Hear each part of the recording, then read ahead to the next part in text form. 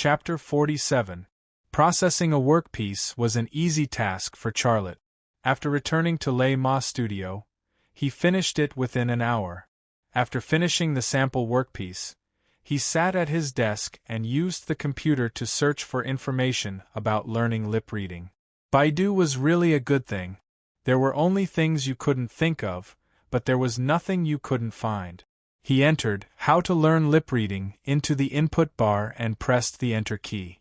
Thousands of information about lip reading suddenly popped up on the browser. He chose to look at the information provided by Baidu Wenku, which recorded 3 methods. First, watch the news program. Second, look in the mirror and practice by yourself. Third, use the software to learn lip reading. Each method had detailed steps, which were easy to understand. After reading it, Charlotte browsed through some other materials about learning lip reading. He found that lip reading seemed complicated, but it was a very simple thing for him. It was very simple. His left eye could record every subtle movement of the other person's lips. Why don't I compare Qi Jingqiu's lips with a mirror? Maybe I can read her lip. After reading a lot of information, Charlotte's heart was eager to try it out. The 7 employees of Le Ma Studio were busy, and the equipment gifted by Shintu Tianyin was not idle either. It was running at full power. The people were busy and the machines were also busy, which brought benefits. It was a little tiring, but the employees were working hard and no one was slacking. This scene made Charlotte happy, and he walked over to Zhou Xiaohong. Zhou Xiaohong was using a hammer to remove the weld scar on a piece of weld. She kept hitting it, and sweat wet her neckline, as well as her snow-white deep cleavage. "Xiaohong, lend me your makeup mirror," Charlotte said. Zhou Xiaohong then realized that Charlotte had come to her side. She quickly stood up and wiped the sweat with the back of her hand. "Brother Lazy, what did you say?" Charlotte smiled. "I say, can you lend me your makeup mirror for a while?" Zhou Xiaohong looked at Charlotte, puzzled. "Brother Lazy, what do you want that thing for?" Charlotte said, "Don't worry about that. Do you have it? If not, I'll borrow it from Chen Ajiao." Yes, I'll get it for you right away." Zhou Xiaohong followed and went into the inner room to get a mirror for Charlotte. Charlotte thought for a moment. Without waiting for Zhou Xiaohong to come out from the inner room, he followed Zhou Xiaohong into the inner room. As soon as she entered, she saw that Zhou Xiaohong's overalls had fallen on the back of her feet, and she was unzipping the elastic string of her underwear, reaching for something inside. The white thighs, the close-fitting cotton shorts, the wonderful shape and the mature and attractive lines were like a piece of burning charcoal in Charlotte's lower abdomen. "Brother Lazy, it's you?" Zhou Xiaohong suddenly saw Charlotte come in. Her apple-like face suddenly turned red, and her hands quickly covered between her legs. Her situation was actually better than Qi Jingqiu in a bikini, but she was a traditional and conservative mountain woman. Even if she was wearing shorts, she still felt ashamed and didn't dare to face Charlotte. Charlotte quickly turned around and said awkwardly, "I'm sorry, I didn't mean to." Then, he added, "I asked you to borrow a mirror. Why did you take off your pants?" I put it in the pocket of my shorts," Zhou Xiaohong said nervously. Xia Lei was completely speechless. It was just a mirror. It could be placed anywhere. Why did he have to put it in his underwear? What made him even more confused was that there was a pocket in her shorts. Before he could figure it out, there was a rustling sound of pants being put on behind him. Then, Zhou Xiaohong walked to his side and handed him a mirror. It was a very delicate and small mirror. It was only 3 times the size of a dollar coin. The front was a smooth mirror, and the back was a silver shell with an exquisite pattern. Seeing this mirror, Charlotte immediately understood why she put it in her underwear. This mirror was an antique makeup mirror. Sure enough, Zhou Xiaohong explained, "Brother Lazy, this mirror was left to me by my grandmother. She said that her grandmother used to be a palace maid in the Qing dynasty. When the Qing dynasty fell, she escaped with some things from the palace. However, this mirror was the only thing that was passed to me. Seeing it was like seeing my grandmother, so I cherish it very much. I was afraid of losing it, so I hid it there. Charlotte smiled. Aren't you afraid of breaking it? Zhou Xiaohong said. No, it's soft there. I won't break it. As soon as these words came out, Charlotte and her were stunned. Zhou Xiaohong's face turned red again. I'm going to work. With that, Zhou Xiaohong left the room as if she was escaping.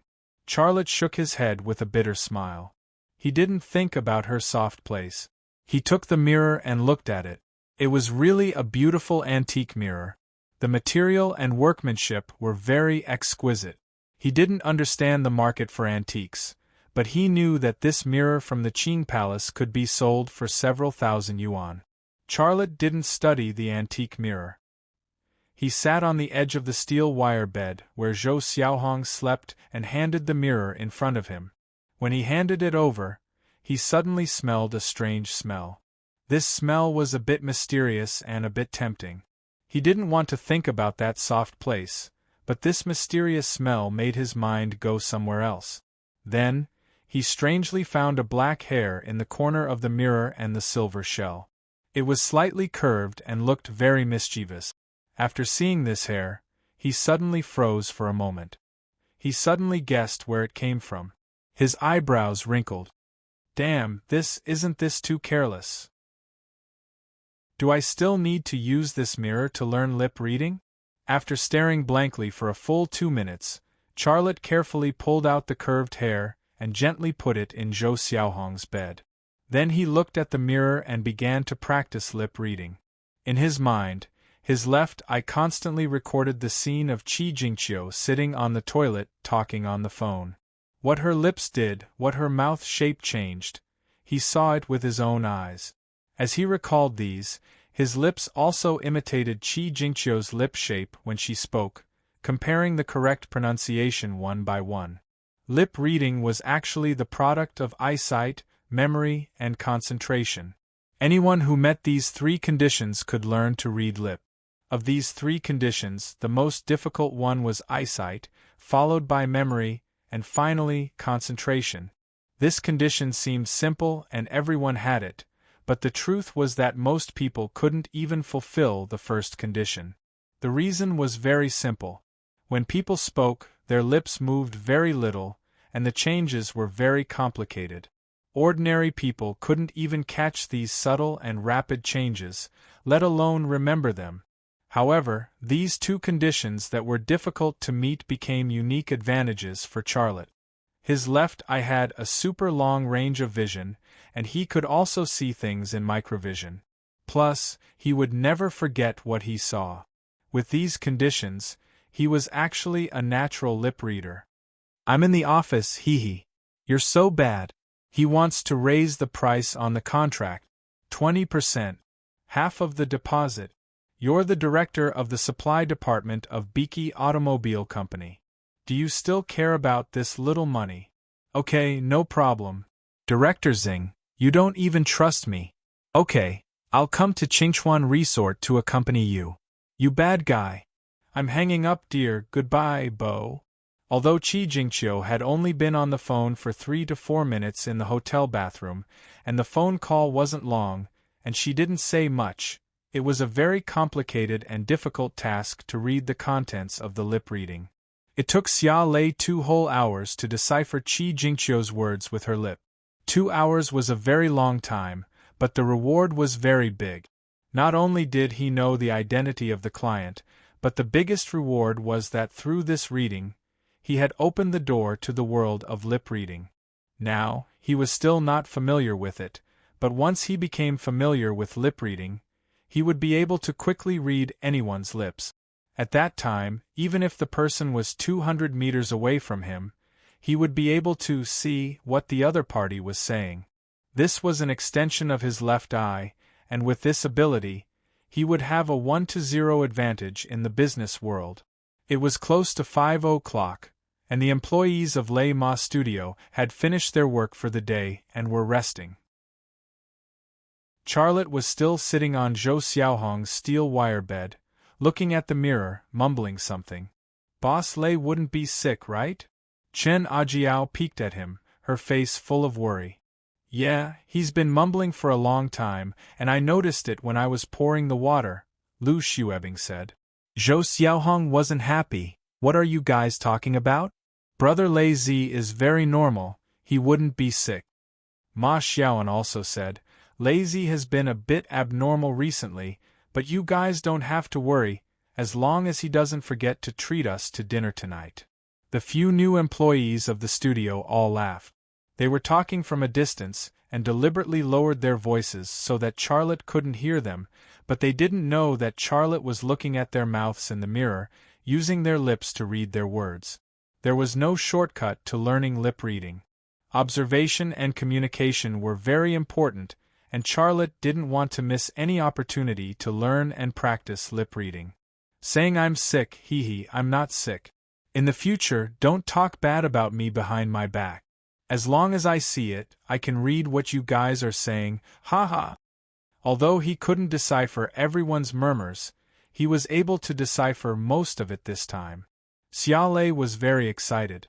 In the end, Zhou Xiaohong couldn't help but walk into the room worriedly. She asked tentatively, Brother Lei Zi, are you okay? Only then did Charlotte finish his lip-reading practice. He got up and handed the mirror to Zhou Xiaohong. He said with a smile, I'm fine, I just want to look at the pimples on my face. Zhou Xiaohong, ? Charlotte walked out, put the mirror away, it's really precious. He closed the door as he went out. Only then did Zhou Xiaohong come back to her senses. Her face inexplicably blushed. Then, she took off her pants and hid the mirror in the secret pocket of her shorts. There was no doubt that Charlotte was the first person to know that there was a mirror hidden in that pocket of hers. When Charlotte came out, everyone's eyes were focused on him, and their eyes were full of curiosity and worry. He smiled. I'm fine, why are you all looking at me? Go change your clothes, and we'll go have a good meal later. Ma Xiaoan laughed. I said he's very normal, haha. There was laughter in Lei Ma's studio. A Volkswagen CC stopped by the side of the road opposite the studio, and Qi Jingqiu got out of the car, holding a file bag in her hand. Ma Xiaoan and the others left the studio to give Charlotte and Qi Jingqiu space to talk. Charlotte saw that he had personally processed the parts on the desk. You can test it. No, I trust your skills. Qi Jingqiu just glanced at it lightly, opened the file bag, took out a contract, and then said to Charlotte, the contract has been modified according to your requirements. You can sign it if there's no problem. Charlotte looked through it, but there was no signature from Supervisor Zheng or the representative of Beaky Motors on the contract, but Qi Jingqiu's signature. He was a little surprised, but not surprised. Why is there no signature from the client? Charlotte asked tentatively. Qi Jingqiu smiled faintly. My client trusts me very much and decided to give me full authority. Don't worry about this, just sign it and give me your account number. I'll give you a 150,000 advance payment. If you can make money, why do you care who you do business with? Or, are you trying to poach my client? Charlotte smiled, picked up the pen, and signed the contract, then told Qi Jingqiu his bank account number. While Qi Jingqiu was transferring the money, Xia Lei thought to himself, you don't need to tell me to know that you went to the Clear Spring Resort to sleep with that Supervisor Zheng. Otherwise, why would they give you full authority to act as their agent and let you earn more money? Just you wait, I'll poach as many clients as you bring me. Okay, I've already transferred the money. Check it. Qi Jingqiu put away her phone, then extended a hand to Charlotte with a smile. Happy working with you. Charlotte also smiled. Happy working with you. Chapter 48. With the advance payment, the materials were quickly delivered. The 2 CNC machine tools sent by Shintu Tianyin also played a huge role. Charlotte worked overtime with the staff of Rema Studio. The order, which was originally planned to be completed in 20 days, was completed in half a month. In this half a month, Charlotte's lip-reading ability had reached a high level. With the ability of his left eye, he could now interpret ordinary everyday words, and the speed was very fast. This seemed to be his biggest gain in this half a month, and the profit brought by this business was secondary. After the order was completed, Charlotte called Chi Jingqiu. Chi Jingqiu quickly brought people to pick up the goods, and at the same time, she also paid the balance. Not bad, the quality is stable, and the speed is fast. Chi Jingqiu smiled very happily. Our cooperation has just begun, and we will definitely make more money in the future. Charlotte smiled disapprovingly. For this business, Chi Jingqiu almost did nothing and took away 8% of the profit. He worked hard for half a month, and excluding the cost of materials and labor, the money he earned was only 50,000 yuan. What's more, Chi Jingqiu was the full agent of this business. She must have hidden income, maybe even more than him. This was unfair, but it also made him realize the importance of connections and information in the business world. If he wanted to make his business bigger and stronger, he must establish his own circle of contacts and information network. How about you buy me a drink when you make money? Chi Jingqiu looked at Charlotte with a smile, as if she had an ulterior motive.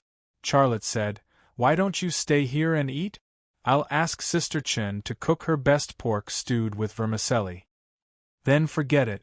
Chi Jingqiu refused without hesitation. At this time, Chi Jingqiu's cell phone rang. She glanced at the caller ID and walked out of Rema's studio. She didn't stop until she felt that Charlotte couldn't hear her. Charlotte leaned against the door frame and quietly looked at Chi Jingqiu, who was answering the phone. He couldn't hear Chi Jingqiu's voice, but he could see Chi Jingqiu's lips. He was also interpreting Chi Jingqiu's words in real time. "Hello, Sister Lu. I missed you so much after not contacting you for so long. Haha. It's like this. Our company is now negotiating a wind power project with Wanxiang Group. It's a billion-dollar project. Everyone in the company is busy with this, so we can't take your order. How about this? I know a friend who can take your order. No problem, you don't have to worry about the quality. I just helped Beeke Automobile Company pick up the goods from him. I can guarantee you that the products he makes are better than those engineers in our company." Yes. Chi Jingqiu smiled happily. She didn't notice that Charlotte, who was about 10 meters away from her, was watching her attentively. In fact, not only was Charlotte capturing the changes in her lips and reading her lips, but he was also looking at the phone number on the screen. There was a smile on Charlotte's face, and he looked very happy. Chi Jingqiu was still talking to Sister Lu on the phone. "In the past, you told Dongfang Heavy Industry to customize a set for 320 yuan. How about this? I'll give you a discounted price of 310 yuan. Of course, I'll ask my friend to make a sample for you to see. I'm sure you'll be satisfied, but you have to send me a copy of the information." "Well, email will do." After ending the call, Chi Jingqiu waited for the email to be transmitted before walking over to Charlotte. Charlotte said with a smile, "Jingqiu, did your husband call you? He's checking your post." Chi Jingqiu giggled. "I can leave my post at any time, but you don't dare to come. Is it fun to joke with me?" Charlotte said, "The goods have been handed over to you. I invited you to dinner, but you didn't give me face. That's it. Let's talk next time." No, Chi Jingqiu said. "I don't know if you're lucky or if I'm lucky, but there's another business coming." Charlotte pretended to be surprised. What business is it?" "This time, the client wants a kit." Chi Jingqiu handed the phone to Charlotte, but she didn't hand the phone to Charlotte. Instead, she leaned close to him and looked at the pictures and information on the phone with him. Charlotte glanced at it and had a general idea in his heart. The kit that the client wanted had higher requirements for materials and precision, but it wasn't the kind that was difficult to process. "Are you confident?" Chi Jingqiu asked. Charlotte nodded. "I can do it. It's not complicated." Chi Jingqiu smiled. "It's good that you can do it. Let me tell you, this is a big order. I've already talked about the price with the client just now, and I tried my best to get a good price." "How much?" Charlotte asked. 260 yuan. Qi Jingqiu said a price, and then said excitedly, Lei, process a set of samples yourself. I'll take it to the client to see. The client will definitely be satisfied. It won't be a problem for us to get this order. Charlotte smiled and said, Okay, come and get it tomorrow afternoon. Qi Jingqiu said, Okay, I'll send the information to your computer now. Xia Lei sneered as he watched Qi Jingqiu walk to his desk to work on the computer. Damn it, he gave you 310 yuan, but you hid 50 yuan from him. I'll give you 8% commission later. Aren't you a little too greedy for your own good? Qi Jingqiu sneered as she looked at Xia Lei. Qi Jingqiu quickly finished the operation, and she returned to Charlotte's side. It's done. I'll save the information on the desktop. Take a look and then hurry up to process a set of samples. Charlotte said, Don't worry. Don't you trust me when I do things? You're reliable. I like this about you. Haha, see you tomorrow. Qi Jingqiu patted Charlotte's waist, and then walked to her Volkswagen CC while swaying her hip. Then, she drove the light truck into the driveway and quickly left. Ma Xiaoan came up and said, Lei, this woman is really coquettish, but her nails are too long. She takes 8% commission every time. We can't get anything from her. Charlotte said, She won't be able to get anything for long. Ma Xiaoan said with a smile, I think she seems to be very interested in you. Why don't you use a honey trap and sacrifice yourself so that she can get less commission? Go, go, go. Stay at the side. Xia Lei scolded with a smile. Ma Xiaoan looked very serious. How about I do it? For the sake of our studio, I will sacrifice my body. Xia Lei slapped him. Don't joke around. I'm talking business. After a pause, he said, Take Xiao Hong and the others to dinner tonight. In addition, pay Sister Chen and the others this month's salary in advance. Add 2,000 yuan to each of them. Ma Xiaoan gave him a thumbs up. Good. Then he looked at Charlotte. Aren't you going? Charlotte said, I want to meet the client that Qi Jingqiu contacted. Ma Xiaoan was stunned. Qi Jingqiu is so cunning. She calls 10 meters away from you. You don't even know the name of the client. How are you going to meet her?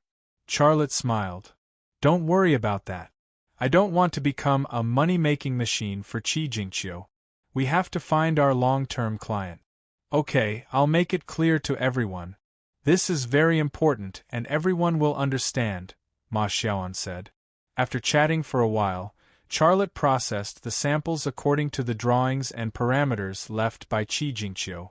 Ma Xiaoan led Chen Ajiao and the others to the restaurant to celebrate the completion of the first order. Not long after they left, Charlotte also finished processing the samples. He left Rema Studio with the samples. On the way, Charlotte dialed the phone number he remembered. The other party's phone rang only 3 times before the other party hung up. Many people would not answer a strange number.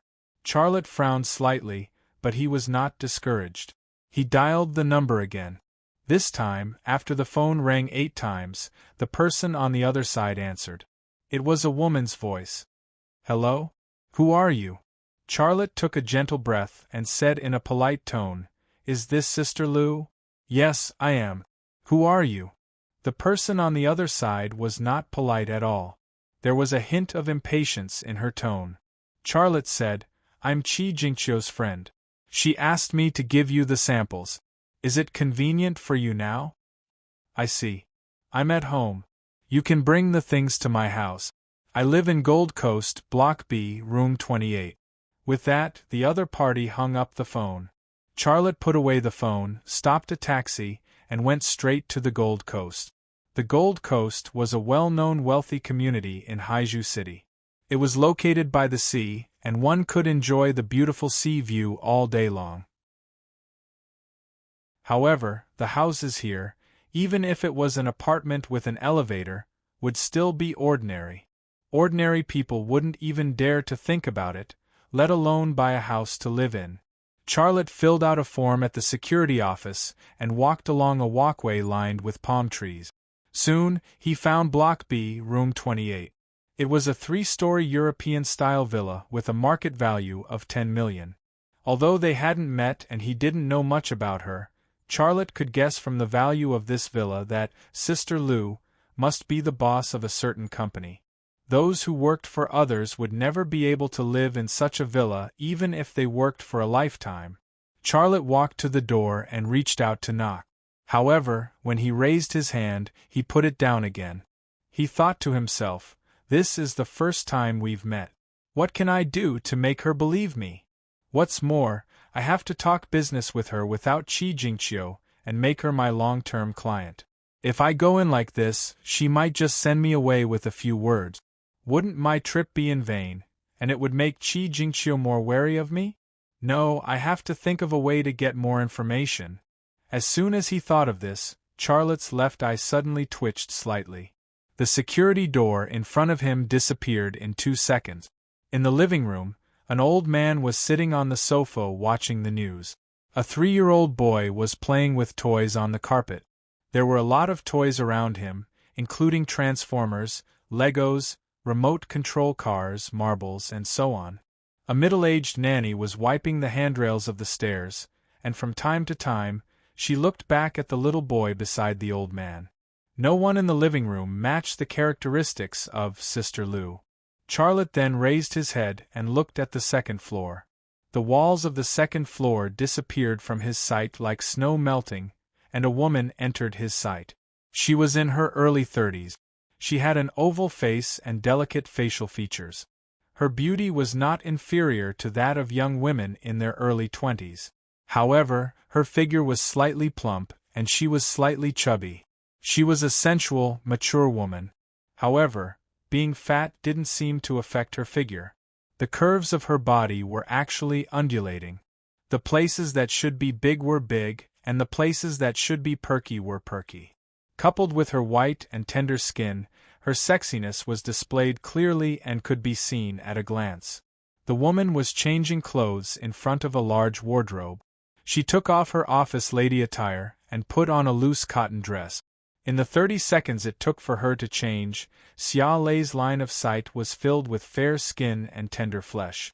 She was like a piece of cake that had been smeared with cream. Just looking at her made him feel that she was sweet and delicious. A slightly chubby woman is also so sexy and pleasing to the eye.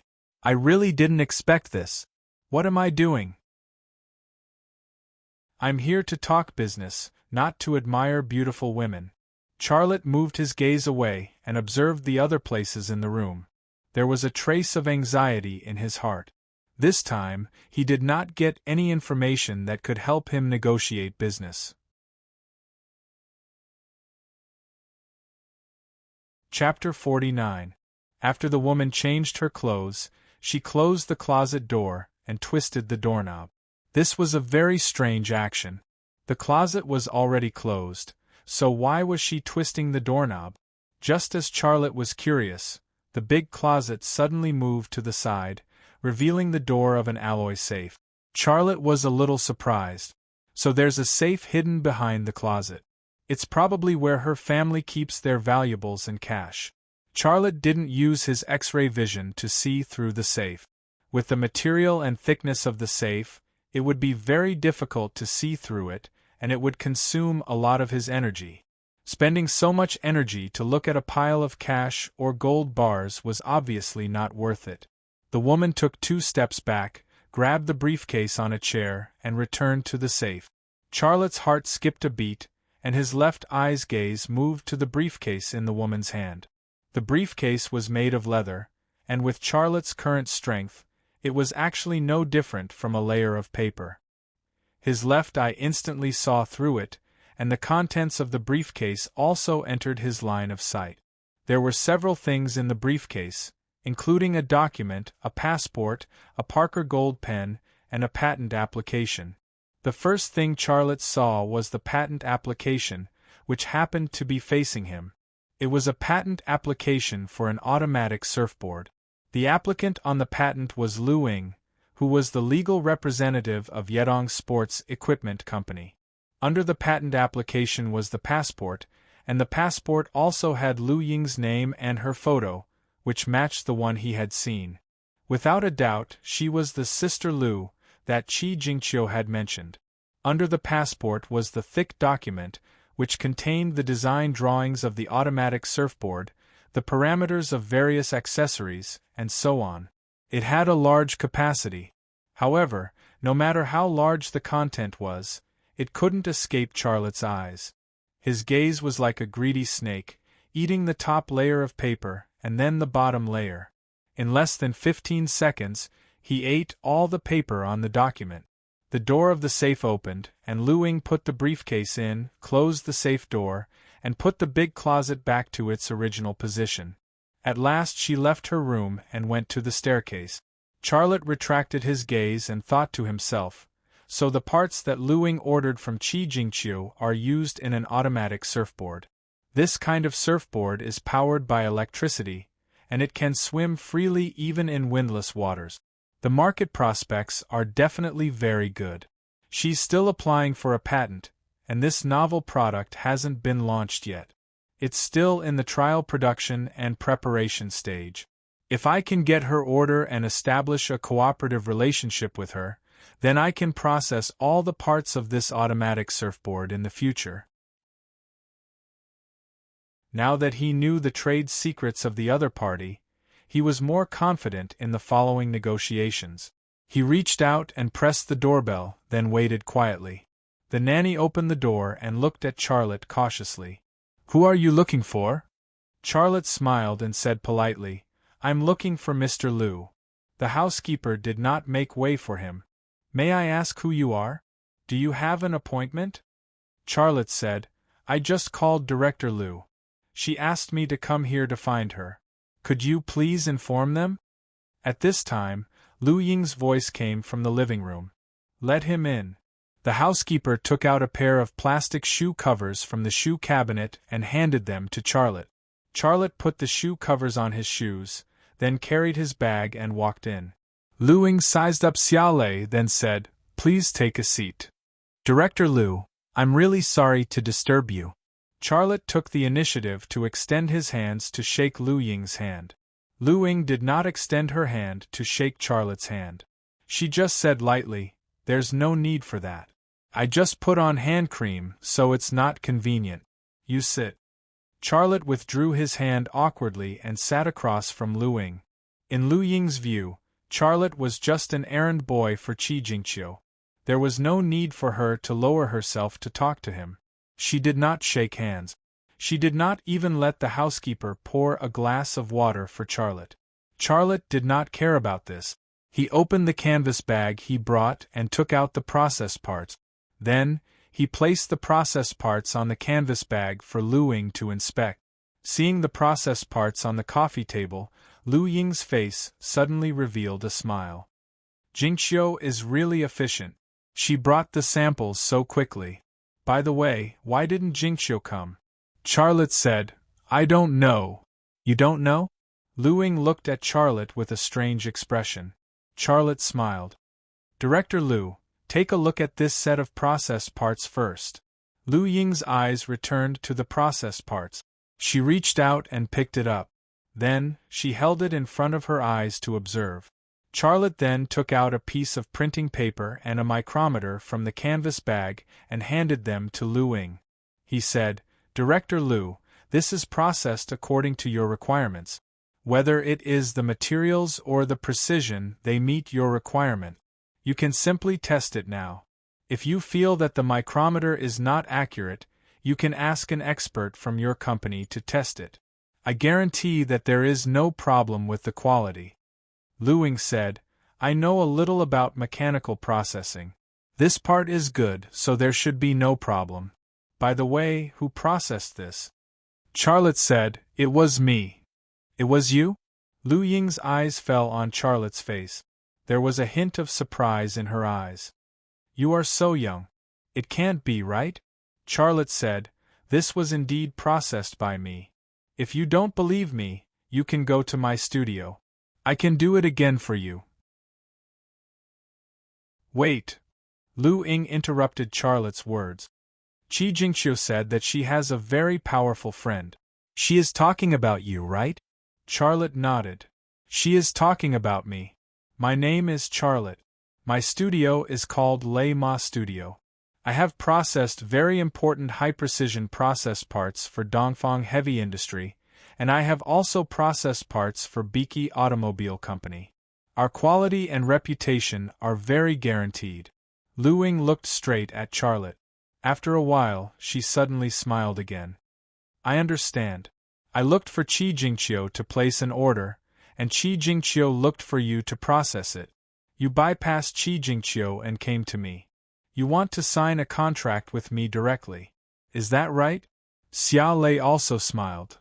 You give me 310 yuan, and she gives me 260 yuan.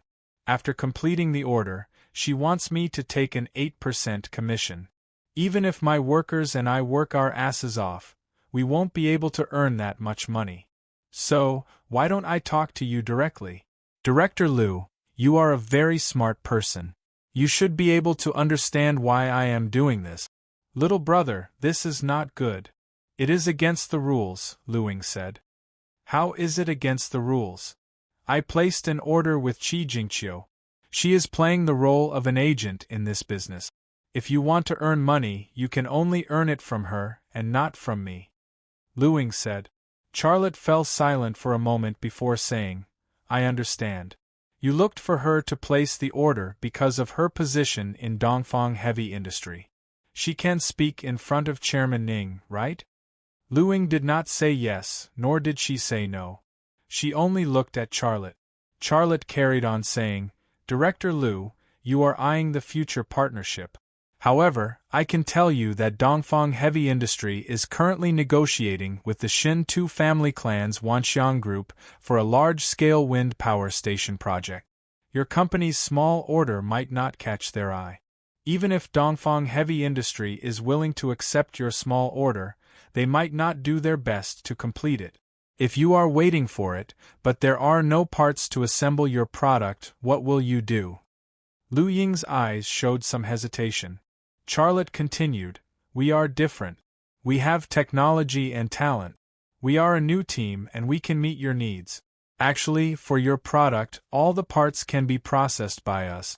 Director Lu, there is no need for you to look for a large state-owned enterprise like Dongfang Heavy Industry. Looking for us is a very wise choice.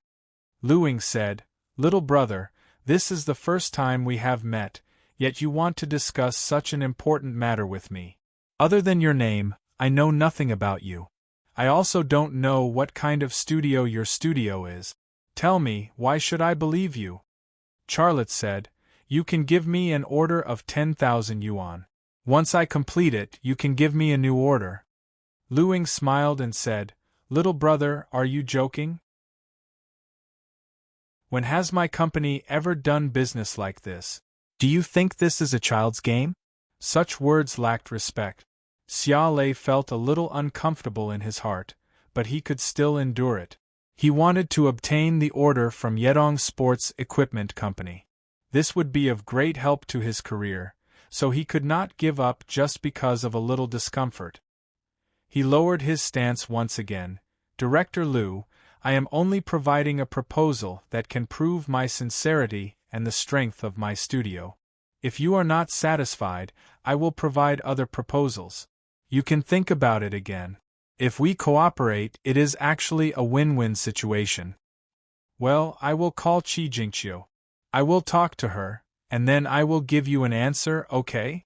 Lu Ying put the parts processed by Charlotte back into the canvas bag. She pushed the micrometer and the information printed by Charlotte to Charlotte.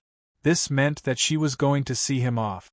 She said that she would give him an answer after contacting Qi Jingqiu, but she did not even bother to ask for Charlotte's contact information. Her attitude was actually very clear. She would not cooperate with a small figure like Charlotte. Charlotte slowly put away the processing work and stood up. That's it. See you again, Director Lu. Well, I won't see you off. Lu Ying responded lightly, then got up and walked to the child who was playing with toys. Oh, Mommy's baby, come to Mommy, let Mommy hug you. The child turned back to look at Luing, then went back to playing with his transformer. Charlotte took 2 steps and stopped. He took out his cell phone, dialed a number, and then said on the phone, "Hello, Shaoan, contact that sports equipment company immediately. Tell them that I have a very good idea for them, but their parts have to be made by us." In fact, Ma Xiaoan's voice was not on the phone, only the sound of the system indicating that the number was not in service. It was this phone call that made Luing, who had just walked to her son's side, suddenly turn around and look straight at Charlotte. Charlotte continued, "What idea? An automatic surfboard. Is this idea good enough? Tell them that I have a transmission part that has been processed." Okay, I will be back soon." After that, Charlotte pretended to hang up the phone, and without even looking at Luing, he strode to the door. "Wait!" Luing suddenly ran over and blocked Charlotte's way. Charlotte frowned and looked at her. "What do you want?" Just now, he had humbly begged Luing to cooperate with him, but now he was too lazy to even address her as Director Lu. "You can't go." Luing looked very nervous. "There are some things that you have to say before you go." Charlotte sneered, "What a joke. I am not your prisoner, nor am I your subordinate. Do I need to explain anything to you?" "You." Luing suddenly became angry on the spot. She, the dignified Director Lu, had never been treated like this before.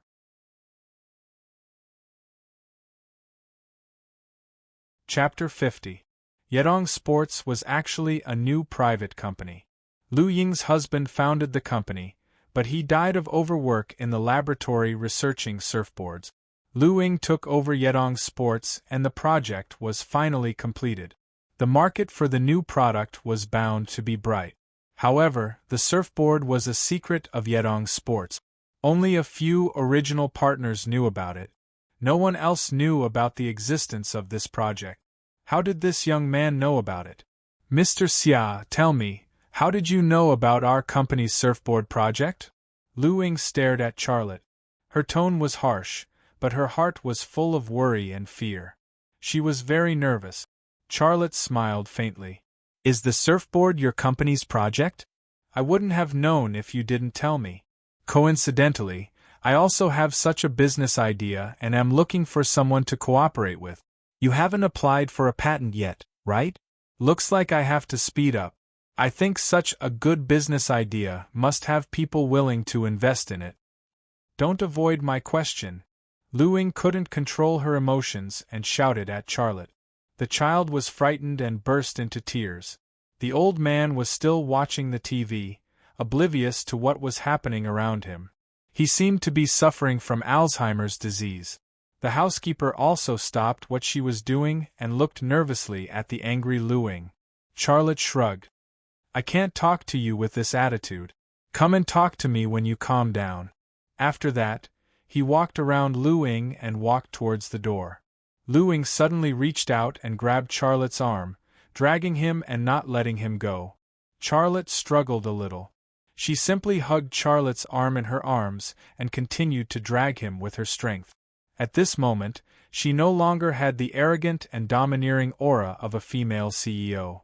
Instead, she was like a woman who had been bullied. She grabbed the man who had just gotten out of her bed and pestered him to take responsibility. Her towering breasts, Xia Lei's arms, and the fact that she was sandwiched between them made her look like a delicious ham sandwich. It was a wonderful feeling, but it also made Charlotte a little nervous. Let go. I'll talk to you. Let's talk in my study." Lu Ying let go of Charlotte's arm and walked toward the staircase. Charlotte followed her to the second floor and came to a study. There was a large bookcase and a large wine cabinet in the study. There were many different brands of red wine on the wine cabinet, and they all looked very high-end. Lu Ying walked to the wine cabinet and took out a bottle of red wine and 2 goblets. She poured 2 glasses of wine and handed one to Charlotte. "This is red wine from a French winery. My husband loved the taste of it when he was alive. Under normal circumstances, I wouldn't use it to entertain guests."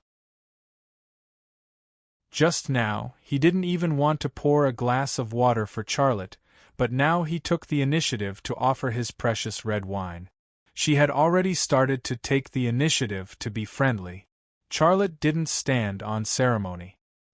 He shook the goblet, pretending to be knowledgeable. Then, he moved closer to the mouth of the glass and sniffed the wine. Then, he took a sip. Let's not beat around the bush. Tell me, where did you find out about our company's automatic surfboard project? Lu Ying continued to ask this question. Charlotte smiled. The wine is good, Mr. Xia. Lu Ying shouted, but suddenly realized something. Then, she softened her tone. Mr. Xia, please tell me. Charlotte said, I'll be straightforward. No one told me, and I didn't steal any trade secrets from your company. I know because I've liked surfing since I was a child. When I was a child, I had the idea that it would be great if my surfboard could slide automatically. I also tried to make a surfboard, but unfortunately, I failed. Today, when I saw the drawings you sent me, the idea that I had forgotten popped up again. You may not believe it, but the parts you asked me to process, I actually did it in the past.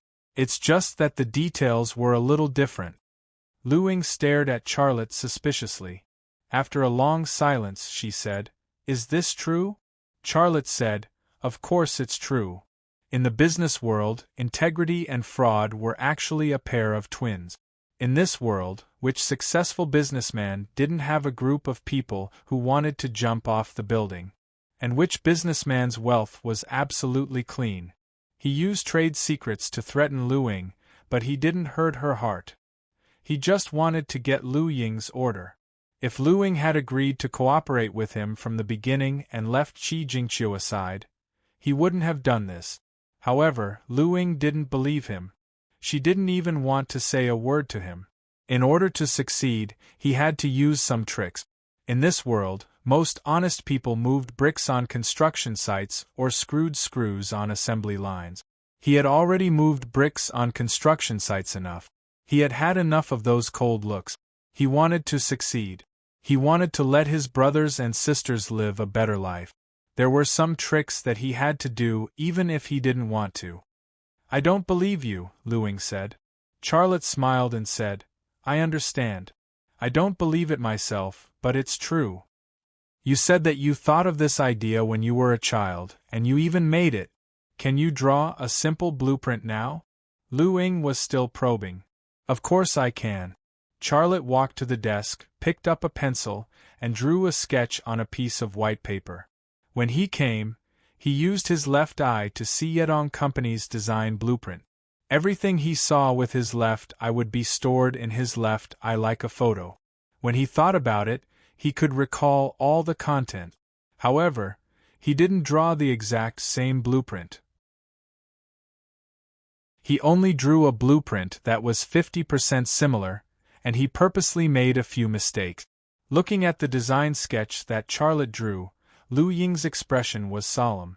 She seemed to be trying hard to hide the panic in her heart, but in the end, it still showed in her eyes.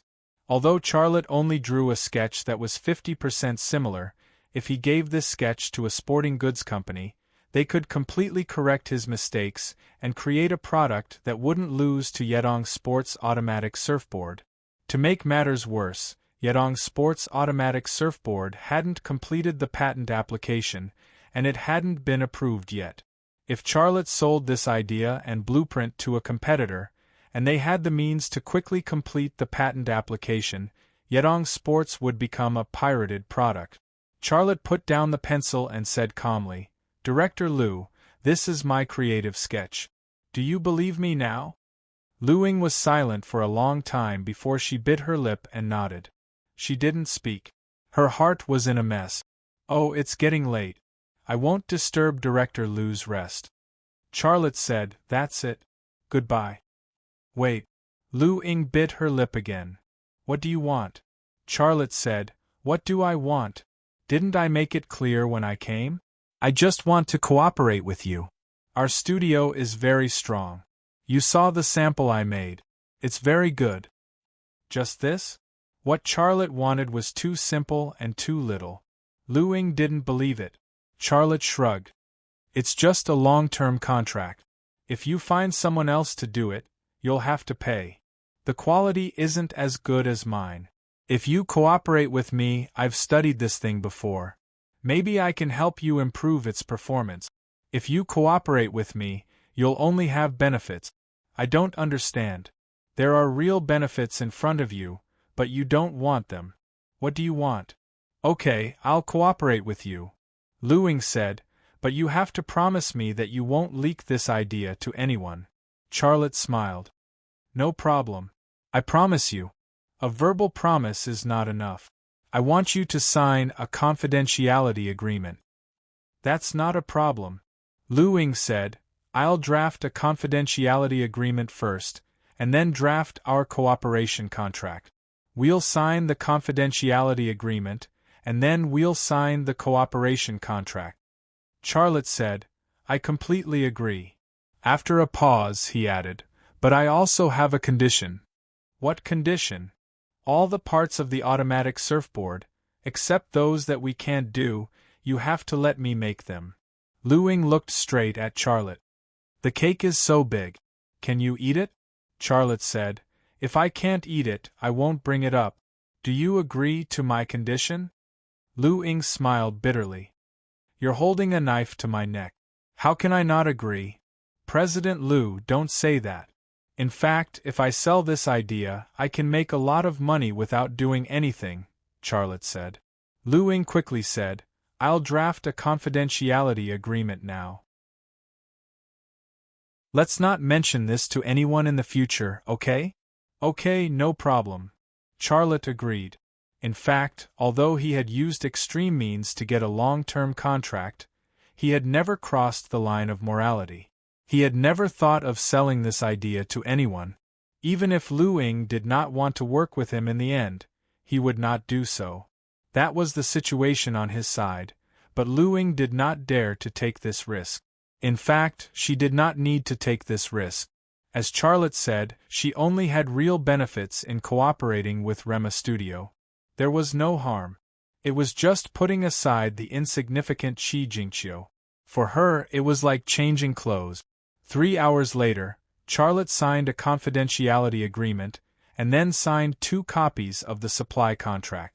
Lu Ying also signed the agreement and the contract, and then gave Charlotte a supply contract. It was already 1:00 in the morning. Charlotte picked up the goblet on the table. Cheers to our cooperation. Lu Ying also raised her goblet and gently clinked with Charlotte. Happy cooperation. Charlotte drank and said, It's very late. I have to go. Goodbye, President Lu. Lu Ying glanced at the clock on the wall and said, It's already 1:00 in the morning. Why don't you stay here for the night? This is not good? Charlotte was in a bit of a dilemma. He wanted to go home, but it was difficult to take a taxi at this time, and he did not want Lu Ying to know that he had taken a taxi.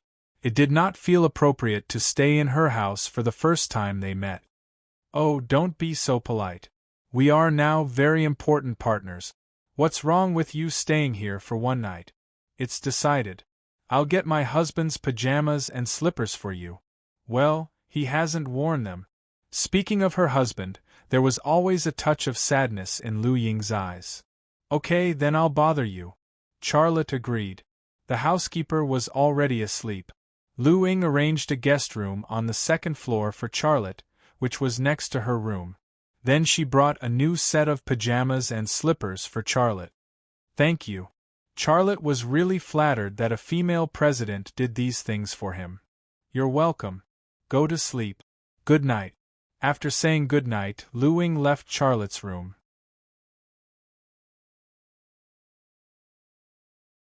Chapter 51.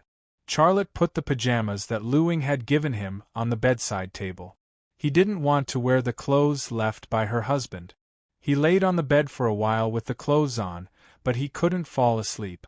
I've secured a long-term contract with Yedong Sports, but if Yedong Sports automatic surfboards sell well after they hit the market, Ma Studio's current ability won't be able to meet the needs of Yedong Sports. If I outsource part of the contract, I can't guarantee the quality. It seems that I have to hire more people and equipment. I'm working with a company, but the studio is obviously not good enough. I have to register a company and find a bigger venue. Charlotte's mind was full of these problems. These problems excited him, but also worried him. Click. A slight sound suddenly reached Charlotte's ears. He subconsciously looked up at the window. The window of his room was half open. The night sky outside the window was dotted with stars, and the dark blue sky seemed deep and distant. There was no wind outside the window, and the curtains were vertical. It was very quiet. However, the sound just now did reach his ears from outside the window, as if something had moved the window. There was no wind outside, so why would the window move? Charlotte got up from the bed. His left eye twitched slightly, and the wall in front of him instantly disappeared from his sight. There was nothing outside the window, no naughty cats, no mice, or anything like that. He then moved his gaze to the next room. The wall disappeared, and a scene came into his sight. In the next room, Lu Ying was lying on her bed, sleeping. She didn't seem to have the habit of wearing pajamas to sleep. She only had a set of purple lace underwear on her body. The bulge on the top was high, and it was a hot sight. The bottom was barely covering the important parts, and the lines were vaguely visible, tempting one's imagination. Her sleeping posture was very elegant and very quiet. Charlotte's gaze moved away from Lu Ying and quickly scanned the whole room. Then, he suddenly turned around and stopped at the side of the bed. There was a person lying on the side of the bed. The black tights blended in with the dark environment of the room. If not for Charlotte's eyes being able to capture the minute changes in light, he might not have been able to discover that person. The man in black quietly lay on the carpet next to the bed, his buttocks raised high, just right in the direction of Charlotte. Her buttocks were plump and perky, and her waist looked even more slender and soft. The curves of this body indicated the gender of the black-clothed person. She was a female thief. Without a doubt, the slight noise just now was caused by this female thief in black tights. She pried open the window of Lu Ying's room and sneaked into the room. She was lying under the bed. It was very likely that Lu Ying had turned over or said something in her sleep that had scared her. Lu Ying did not show any signs of waking up, so the female thief carefully got up. Her face was covered with a black veil, but it couldn't block Charlotte's vision at all. Charlotte saw her face at a glance. She was very young, with an oval face, big eyes, and a small mouth. She looked very beautiful. However, her chest was very flat, and that seemed to be the only flaw of her body. The female thief carefully tiptoed towards the large wardrobe in the corner. Seeing this, Charlotte understood what the female thief wanted to steal. He also got up from the bed, and without even putting on his shoes, he rushed out the door barefooted. In the blink of an eye, Charlotte rushed to the door of Lu Ying's room. He grabbed the doorknob and wanted to open the door, but the door was locked. He used his shoulder to hit it, but the door was still firmly in front of him. It was very sturdy. In the room, Lu Ying was awakened by the loud noise. She suddenly got up from the bed and nervously looked at the door. "Who is it?" "It's me. Charlotte." What do you want to do?" Lu Ying subconsciously grabbed the clothes on the bedside table and put them in front of her chest, as if Charlotte would break in at any time and do something to her. "There's a thief in your room," Charlotte anxiously roared. "What are you joking about?" Before Lu Ying could finish, a sharp knife went around her shoulder and stuck to her neck. Her voice stopped abruptly, and her body tensed up, not daring to move. "Tell him that the thief has already escaped," the female thief whispered into Lu Ying's ear. Cold sweat appeared on Lu Ying's forehead, and she said with a trembling voice, What do you want to do?" "Hurry up and tell me, or I'll slit your throat." The female thief's voice was a little hoarse, and also a little demonic. It was a very strange voice. Charlotte's voice came from outside the door again. "Don't be afraid, I'm coming to save you right now. Hurry up and tell me." The female thief's hand exerted a little force, and the sharp blade cut open Lu Ying's skin. A trace of blood immediately flowed from the edge of the blade. Lu Ying's brain could no longer think, and she said with a trembling voice, the thief has already escaped. If it was someone else, they might have run downstairs, but the person that the female thief wanted to trick was Charlotte. She had no idea that nothing she did could escape Charlotte's eyes. Charlotte took 2 steps back, then suddenly rushed forward and kicked the door. Bang! The door was still standing, but Charlotte was thrown to the ground by the force of the kick. The door of a rich family was always a good door. Charlotte was so depressed that he wanted to bang his head against the wall. In the room, the female thief pulled Lu Ying off the bed, grabbed her hair, and dragged her to the front of the large closet. She said fiercely, "Open the safe, hurry up, or I'll kill you." What do you want to do?" Lu Ying was scared to death, but she had no intention of doing as she was told. She knew better than anyone how important the things inside the safe were, not to mention that it was her husband's blood, sweat, and tears. "Think about your son. Do you want him to become an orphan?" The female thief placed the knife on Lu Ying's neck again. Who are you?" The female thief suddenly made a small cut on Lu Ying's neck and said fiercely, "Hurry up! I'll only give you 1 chance." Blood and pain, coupled with her worry for her son, Lu Ying's psychological defenses collapsed in an instant. She trembled as she twisted the closet's handle, and the closet moved aside, revealing the door of the safe. Outside the door, Charlotte rushed forward again, slamming his shoulder against the door. This time, the door and the frame shook violently, and he almost knocked it open. "Hurry up!" The female thief was also panicking. Lu Ying reached out and entered the password on the keyboard, and the door of the safe opened. The female thief pushed Lu Ying to the ground, and reached out to grab the briefcase inside the safe. Bang! The door was suddenly slammed open, and Charlotte's whole body passed through the door frame and fell to the ground. The female thief turned around and ran. She ran to the window, and with a swoosh, she jumped out. Without thinking, Charlotte got up and chased after her.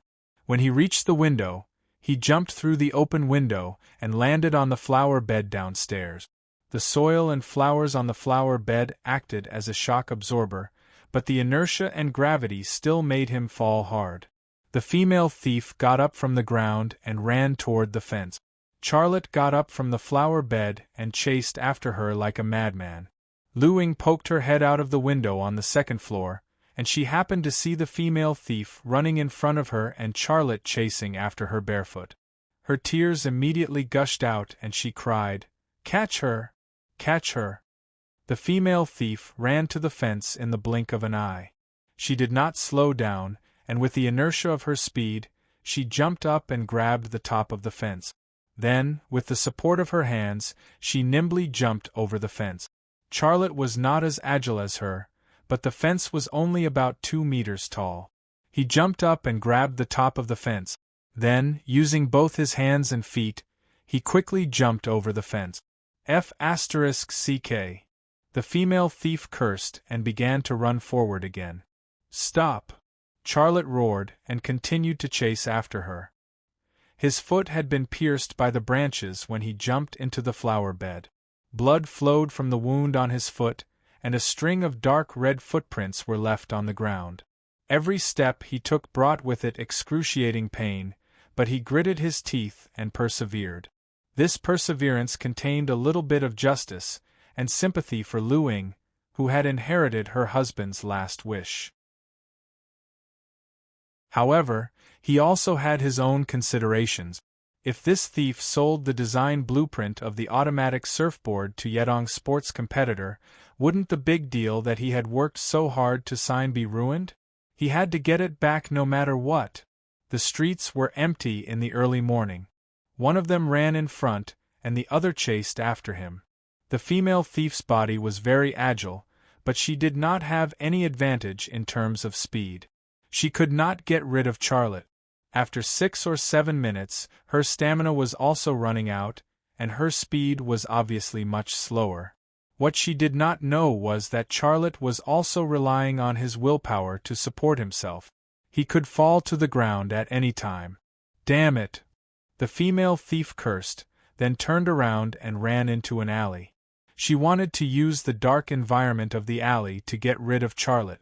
Charlotte also turned around and ran into the alley. There were no streetlights in the alley, and it was very dark because of the high walls on both sides. However, he could still clearly see everything that was happening in the alley, including the female thief who was running wildly in front of him. After running for 200 meters, a 3-story building blocked their way. It appeared at the end of the alley, and they could tell at a glance that it was an illegal building. F***ck.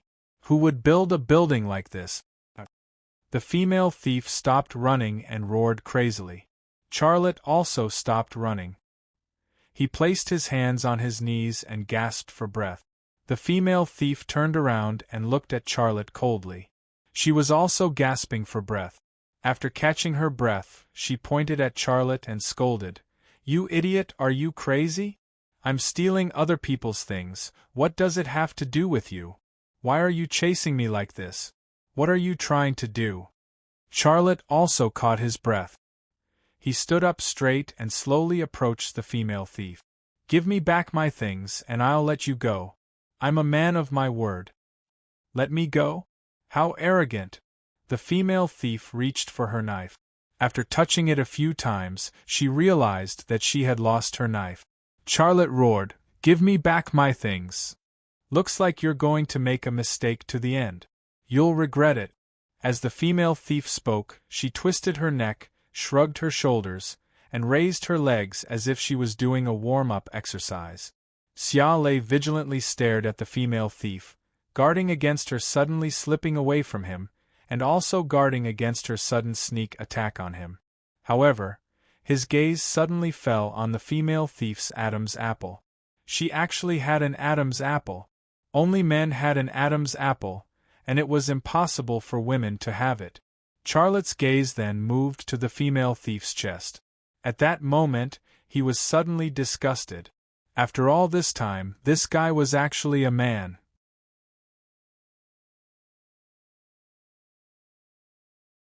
Chapter 52. Actually, it was not Charlotte's fault for making the wrong judgment. This was because the bewitching man in front of him was prettier than most women. His figure was petite and exquisite, and he was wearing tight pants. His butt was full and perky, making him look very alluring. Under such circumstances, who would have thought that he was a man? However, just as Charlotte was feeling disgusted, the bewitching man suddenly rushed towards him. He leaped high and sent a beautiful whirlwind kick towards Charlotte's head. Charlotte was shocked and hurriedly crouched down to dodge. After the bewitching man's first kick missed, he twisted his waist and attacked with his left leg almost at the same time that his right leg missed, ruthlessly kicking Charlotte's shoulder. Charlotte instantly lost his balance and fell to the ground from the kick. What was even more dazzling was that the bewitching man used the recoil from his kick on Charlotte's shoulder to perform a backflip and landed steadily on the ground. Charlotte rolled and crawled up from the ground. His shoulder was throbbing, and he no longer felt relaxed in his heart. Just a moment ago, he thought that he could easily take care of this sissy because the bewitching man looked very skinny and weak. However, he did not expect this guy to be so skilled. "You dare to chase after me with your skills? If I knew you were this kind of trash, I would have beaten you up on the street. You caused my foot to be scratched. Do you know that it might leave a scar?" As soon as he finished speaking, the bewitching man suddenly rushed towards Charlotte again. Charlotte's left eye twitched slightly and locked onto the bewitching man. The bewitching man turned his body and kicked heavily towards Charlotte's face. His speed was extremely fast. This time, Charlotte was not as useless as the last time. He moved his shoulder slightly and cleverly dodged the bewitching man's attack. The bewitching man did not even stop his leg. He moved his thigh and his leg was like a rapidly swinging pendulum. One kick after another, he whizzed towards Charlotte. However, even though the bewitching young man's kick was so fast that it was dazzling, it did not manage to land a single kick on Charlotte. What he didn't know was that although his speed was fast enough, in Charlotte's eyes, he was slow. Every time he kicked, his shoulders, waist, and thighs would move in advance, and these movements had long been captured by Charlotte. Therefore, when he kicked and in which direction, Charlotte already knew it like the back of his hand. Under such circumstances, how could he kick Charlotte? Uncanny! Yao Nan stopped using his feet and approached Charlotte, using his fists to attack Charlotte. The speed of the fist was much faster than the leg, but the attack range was not as long as the leg. Yao Nan's close-range attacks increased his advantage in speed, but at the same time, he lost his advantage in terms of leg length. In that instant of hand-to-hand combat, he managed to land a few punches on Charlotte, and Charlotte also landed a punch on him. Moreover, this punch landed on his face, causing a burning pain. "How dare you hit my face?" Yao Nan glared at Charlotte angrily. Charlotte did not say anything. While Yao Nan was talking, he suddenly opened his arms and pounced on Yao Nan, instantly pouncing onto the ground. The two of them rolled on the ground. One moment you were on top, the next moment I was on top. You punched me on the left side of my face, I punched you on the right side. You need me in the stomach, I need you in the balls. Previously, it had been a beautiful martial arts fight, but now it had turned into a street brawl. There was no technique to speak of, it was all about strength and resistance. And in these two aspects, Charlotte was slightly stronger. After a round of fighting, the two of them could no longer move. Both of their faces were bruised, and there was a trace of blood at the corner of their mouths. Charlotte flipped over and rode on Yao Nan's body, using his body to pin Yao Nan down. Yao Nan wanted to push Charlotte away, but he was already exhausted and could not move the strong and muscular Charlotte at all. Charlotte slapped Yao Nan's face. "Behave yourself. F***ck. You hit my face again." Yao Nan looked like he wanted to bite Charlotte. Charlotte ignored him and pulled the briefcase from Yao Nan's body. He opened it and took a look. Everything inside was still intact. Nothing was missing. However, just as Charlotte was checking the contents of the briefcase, Yao Nan suddenly straightened his waist and used both of his legs to knock Charlotte off his body. He did a carp flip, stood up, and ran towards the entrance of the alley. Charlotte chased after him for 2 steps before stopping. He had already gotten back what Yao Nan had stolen, so there was no need for him to fight with his life on the line. "You'll regret this." At the entrance of the alley, Yao Nan turned around and said. Charlotte rubbed his burning cheeks and replied, "Don't mess with me, you damn lady boy." The sound of a police siren could be heard from afar. F***ck. Yao Nan disappeared from the entrance of the alley. Charlotte dragged his wooden legs out of the alley and walked towards the Gold Coast community. Before he reached the gate of the community, he saw a police car speeding towards him, and Lu Ying, who was standing at the gate and looking nervously. Seeing Charlotte appear under a street lamp with a briefcase in his hand, Lu Ying roared in excitement and ran towards him without a care in the world. Charlotte stood under the street lamp, motionless. He looked at Lu Ying and saw her swinging hands and her big chest. The swinging of her hands was huge, and the swinging of her chest was huge as well. They were like a ferocious torrent that had broken through the embankment of a river. Before the first wave subsided, another wave would come. At this moment, he really wanted to turn into a small boat and float peacefully in the endless waves for a while. He had no purpose, he just wanted to float for a while. "Where's the stuff?" Just as she was about to bump into Charlotte, Lu Ying slammed on the brake. She stopped, but her chest didn't. With a movement similar to a throw, the protruding part of her chest almost bumped into Charlotte's body. "It's all here, I got it back," said Charlotte. "Ah!" Lu Ying suddenly opened her arms and hugged Charlotte. She cried tears of joy and was so excited that she couldn't speak. Lu Ying's embrace was extremely soft. Just a moment ago, Charlotte wanted to turn into a small boat and glide peacefully in her wave. This wish came true in an instant. However, he didn't feel like a small boat.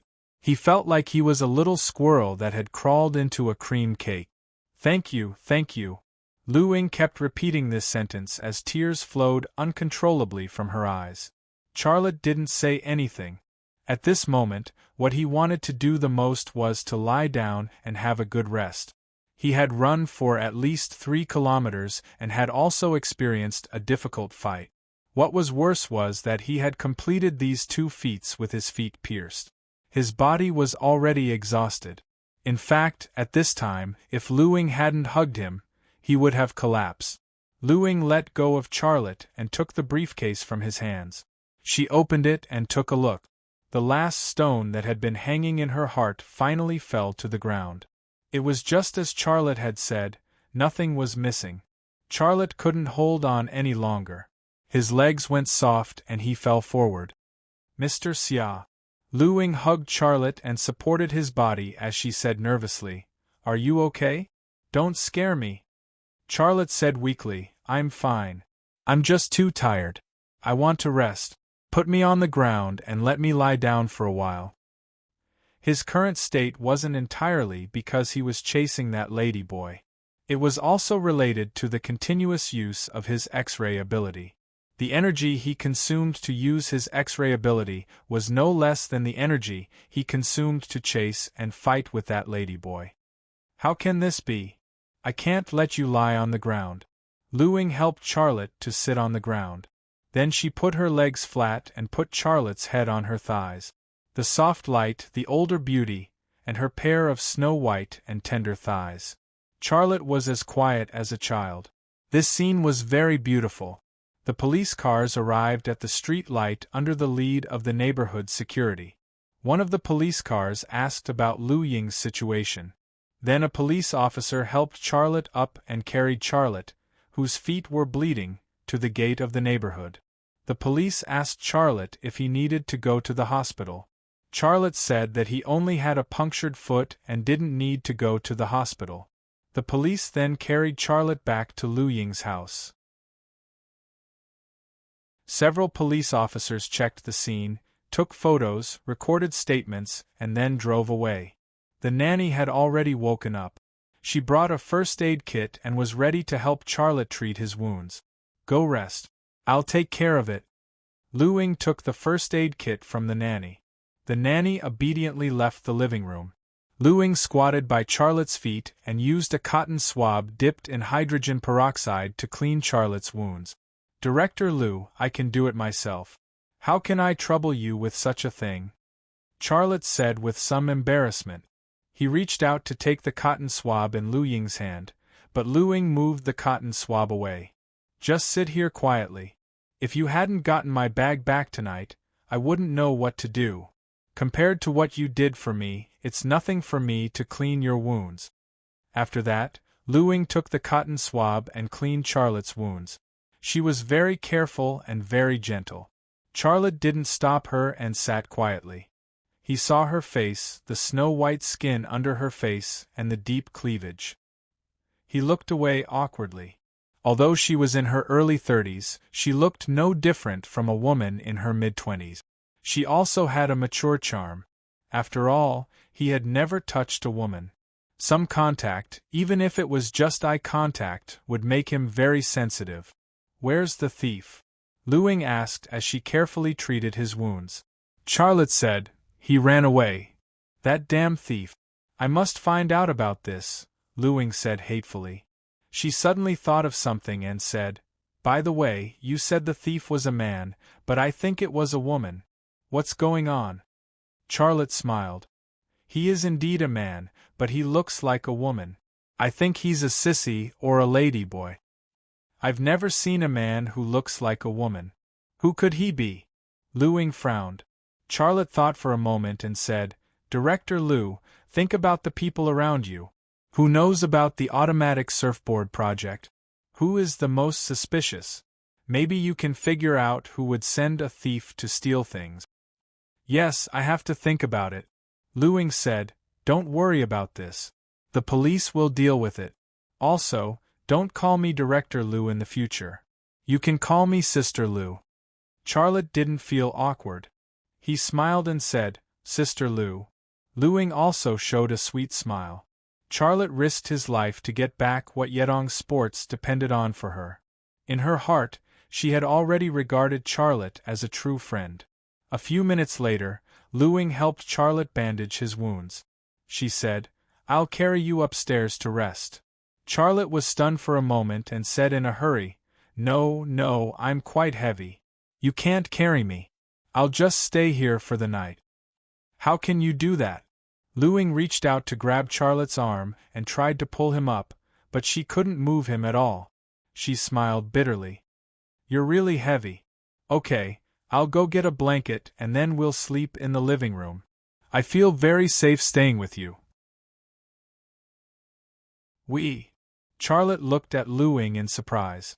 Luing smiled. "Don't think too much. I'll sleep on the other sofa." Charlotte.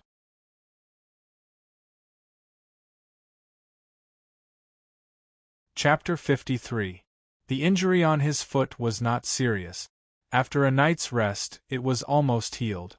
The next morning, Charlotte was able to walk, albeit with a slight limp. He had breakfast at Lu Ying's house, and then Luing drove him to Thunder Horse Studio. The small Thunder Horse Studio made Luing somewhat worried about the long-term supply contract she signed with Charlotte. But when Charlotte mentioned that Dongfang Heavy Industry had asked him to process important precision machined parts, she was relieved. She had always wanted to cooperate with a state-owned enterprise like Dongfang Heavy Industry, but Dongfang Heavy Industry still asked Charlotte to help complete the order. Did she still need to worry about Charlotte's technical strength? "Sister Lu, I know you're worried that our studio's production capacity will not be able to meet your production needs in the future, right?" Charlotte said after deliberately mentioning that Dongfang Heavy Industry had asked him for help. Luing was silent for a moment and then said, "Lei, to tell you the truth, I'm indeed a bit worried. Your studio is so small, and our products will definitely be mass-produced after they hit the market, which will require a lot of parts. With your current production capacity, you can't supply us at all." Charlotte said with a smile, "You don't need to worry about this, Sister Lu. After getting your order, my next step is to add people and equipment. I also want to register a company, find a place, and turn my studio into a mechanical processing plant. At that time, I can supply as many parts as you need." Luing chuckled as she patted Xia Lei's shoulder. Her eyes were filled with praise as she said, "That's great. Last night, I could tell that you weren't a simple person. You have the technical strength and our long-term order, so you'll definitely succeed. I think you're just a small earthworm in a pond now, but in time, you'll definitely become a big python." Charlotte said with a smile, "We'll all succeed." Luing said, "Well, you process 3,000 sets for me first, and I'll ask the workers to rush out the first batch of products. I'll go back to the company now, and I'll ask the finance department to transfer 50,000 yuan to you. After the order is completed, you can transfer the rest." Charlotte nodded readily. "Okay. Also, Sister Lu, you have to hurry up with the patent application.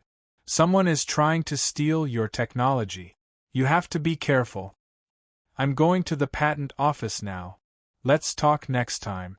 Goodbye." Luing left immediately. She was a capable woman. Charlotte walked Luing to the side of the road and watched her drive away. Ma Xiaoan came from behind. "Brother, did you lose your virginity to this rich woman last night?"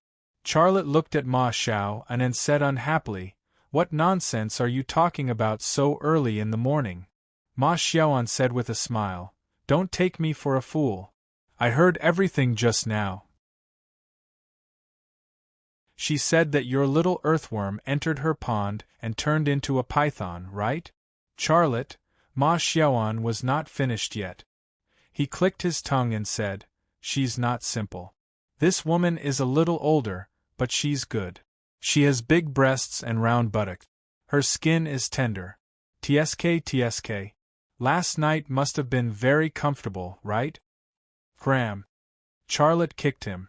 Ma Xiaoan jumped to the side, laughing as he ran away. Charlotte walked into the studio and said, "Yedong Sports needs 3,000 sets of parts. We're going to be busy for a while. I'll show you the samples later. You must process them according to the standards of the samples. It doesn't matter if it's slow, we have to ensure the quality. It doesn't matter if there are more scraps. Do you all remember? Yes, the employees of Lima Studio responded. After arranging the work, Charlotte took the lead. While working, he was also thinking about the registration of the company and the plan to find a place. He had the technology, people, and orders. It didn't seem difficult to turn Lima Studio into a small mechanical processing company, but there was a very key problem that worried him: money. Renting the space, buying equipment, hiring workers, temporary accommodation, cafeteria, insurance, and so on. There were a lot of things that needed to be spent. It would cost at least $5 million, and he couldn't afford that much money. In the afternoon, Chi Jingqiu drove to Lima Studio. She seemed to know what had happened, and her face was angry. Lei, tell me, what's going on? Chi Jingqiu was directly angry with Charlotte. Xia Lei, on the other hand, looked calm and collected. What do you mean, what's going on? You know what's going on. You despicable guy. Chi Jingqiu's spittle almost sprayed on Charlotte's face. Charlotte didn't want to quarrel with women, but Chen Ajiao was not easy to deal with. She shouted, "Where did this shrew come from? Do you want to quarrel? I'll accompany you." You're the shrew. Chi Jingqiu gave Chen Ajiao a disdainful look. Countrywoman, I'm too lazy to talk to you. I'm a countrywoman, and you're a city woman. I have 1B*TCH, and you're a city woman. Do you have 2B*cheese? I'd like to see if you, a city woman, have 2B*cheese. Even if you have 2B*cheese, I'll tear you apart today. Chen Ajiao stomped over, and she really looked like she was going to fight. Chi Jingqiu was about to go crazy, but she couldn't curse like Chen Ajiao. Seeing Chen Ajiao rushing towards her, she was also afraid, and quickly hid behind Charlotte. Charlotte didn't want the two women to fight in the studio, so he blocked Chen Ajiao and said, "Sister Chen, don't talk too much. Go buy some ice creams for everyone in the market." Without waiting for Chen Ajiao to agree, he said to Ma Xiaoan, "Xiaoan, go with Sister Chen and help her get it." "Okay, let's go." Ma Xiaoan took Chen Ajiao's hand and walked out. As Chen Ajiao walked, she muttered and cursed, "Bitch, who do you think you are? In my village, no one dares to quarrel with me. If you dare to find trouble with Boss Lei, I'll drown you with my saliva." Humph. After Ma Xiaoan took Chen Ajiao away, Zhou Xiaohong, Wang Youfu, Yang Benkai and the others also walked out of the studio. Chi Jingqiu sneered and said, "This is the employee you hired? How uncultured." Charlotte said, "Sister Chen is an open-minded woman. Although her curses are a bit harsh, she is more upright than most people." "What do you mean? Are you saying that I'm not upright?" Chi Jingqiu said angrily. "Charlotte, don't forget that I'm here to settle the score with you today." "Settle what score? I'm helping you to get clients, but you actually went behind my back to meet my clients and left me aside. Is this considered upright enough? Shouldn't I settle the score with you?" Chi Jingqiu was aggressive. She felt that she was in the right. Charlotte sneered. "Director Liu offered a price of 310 yuan, but you secretly deducted 50 yuan and only gave me 260 yuan. You still have the nerve to settle the score with me? You kept the price so low, so I naturally have to lower the cost and use the raw materials of the lower grade. Is Director Liu willing? If you do this, will she still cooperate with you?" Chi Jingqiu was speechless. Charlotte said, "Director Liu asked about this yesterday. When we talked, the matter of you secretly deducting 50 yuan was exposed. She doesn't want to cooperate with you and wants to cooperate with me directly. Should I refuse her to satisfy you?" Chi Jingqiu's face was red. Charlotte said, "Go. I don't want to quarrel with you. Go back and calm down. We'll talk when you think it through." "You want to drive me away like this?" Chi Jingqiu stared at Charlotte. "What else do you want? Give me 200,000 yuan and I'll go. Charlotte smiled and said, Why should I give you 200,000 yuan? If it weren't for me, would you have gotten the order of Yedong Sports? Charlotte said, It seems that I'd better ask Sister Chen to talk to you. I can't talk to you. You? Well, we'll see. Qi Jingqiu angrily left Thunder Horse Studio. Charlotte said to himself, You really dare to ask for 200,000 yuan. You really want money so much that you're crazy. Now that things had gotten to this point, the cooperation with Qi Jingqiu was temporarily over. Charlotte didn't feel guilty or grateful to Qi Jingqiu. His cooperation with her was purely a business act from the beginning. He needed the order, and Qi Jingqiu wanted to earn the price difference and commission. Qi Jingqiu regarded him as a cow that could suck blood, and he regarded Qi Jingqiu as a guide. It was that simple. The staff of Thunder Horse Studio went into the studio. Ma Xiaoan and Chen Ajiao also came back. One of them was carrying a large bag of ice cream, and the other was carrying a large bag of snacks, such as melon seeds and peanuts. Chen Ajiao handed a baby ice cream to Charlotte and said, Fortunately, she ran away quickly, or I would have torn her apart. Charlotte said with a wry smile, Sister Chen, Cui Yong hasn't found a girlfriend yet. Don't say that. Cui Yong smiled awkwardly. He actually liked it very much. Chen Ajiao said, Well, I won't say that word again. Little Cui, you work hard and save 100,000 yuan. I'll take you to our village to talk about a girlfriend. Cui Yong's face suddenly turned red, and he looked very embarrassed.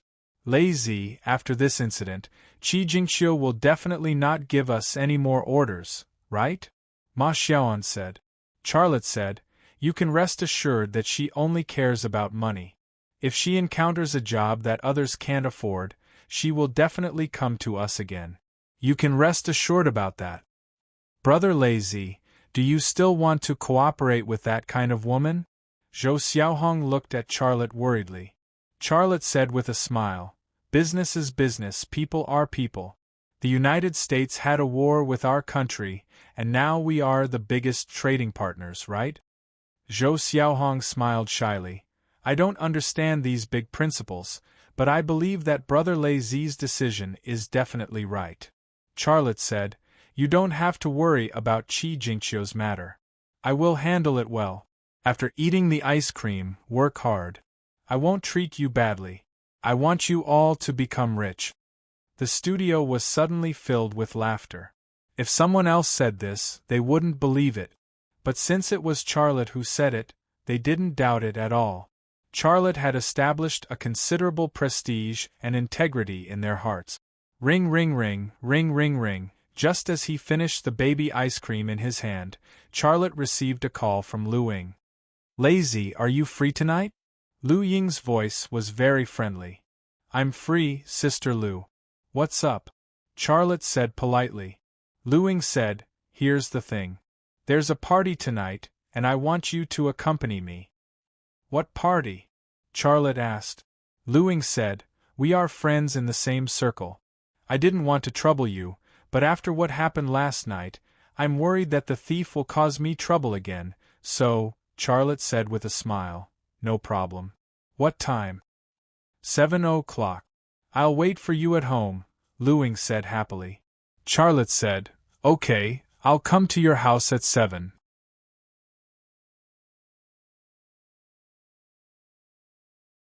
Chapter 54. Before 7 o'clock, Charlotte took a taxi and arrived at the Gold Coast district. He had a driver's license and a car, but he didn't dare to drive on the road yet. Jiang Rui was still occupying his car. Not only did she drive his car to and from work, but she also asked him to refuel when she ran out of gas. He couldn't help it. Jiang Rui was his nemesis. Charlotte registered at the gate and entered the district. Two young girls walked past him and couldn't help but look at him. He was wearing a white shirt, a brown tie, a black suit pants, and a pair of shiny leather shoes. Coupled with his strong and tall figure and delicate face, he was indeed very handsome tonight. When he knocked on Lu Ying's door, Lu Ying's eyes also lit up. She said with a smile, "Hey Lei, you're so handsome tonight."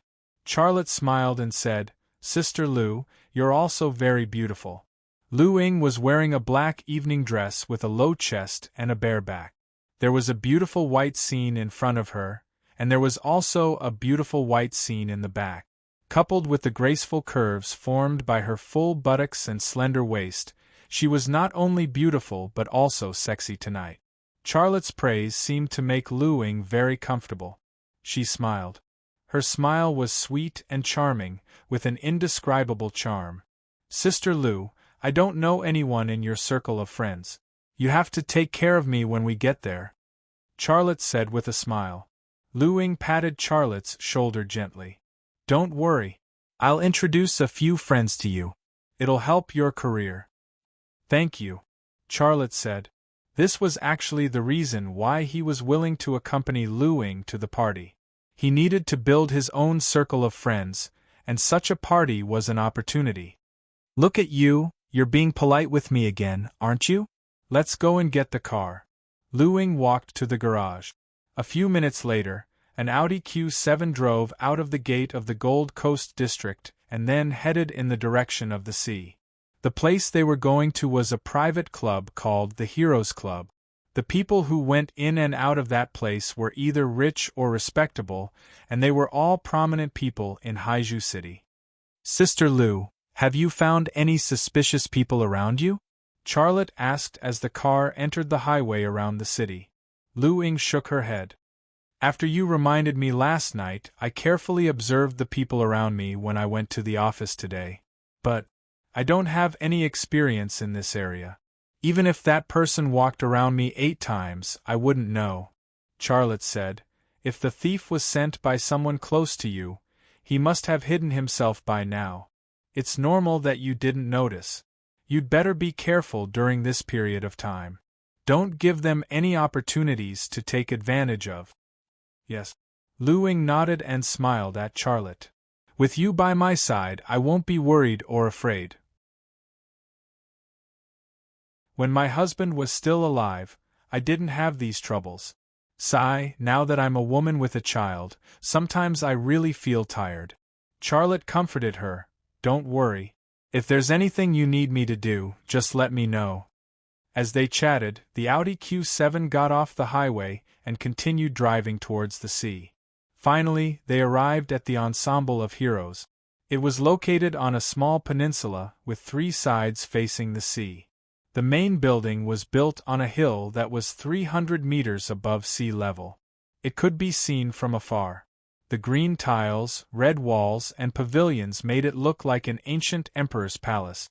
It was extraordinary. "That's the Ensemble of Heroes, Guishan's business," Lu Ying said to Charlotte as the car drove up the mountain. "Who is Guishan?" This was the first time Charlotte had heard of this name. "You don't know?" Lu Ying looked surprised. "The capital's Gu family is a family that is on par with our Shen Tu family clan.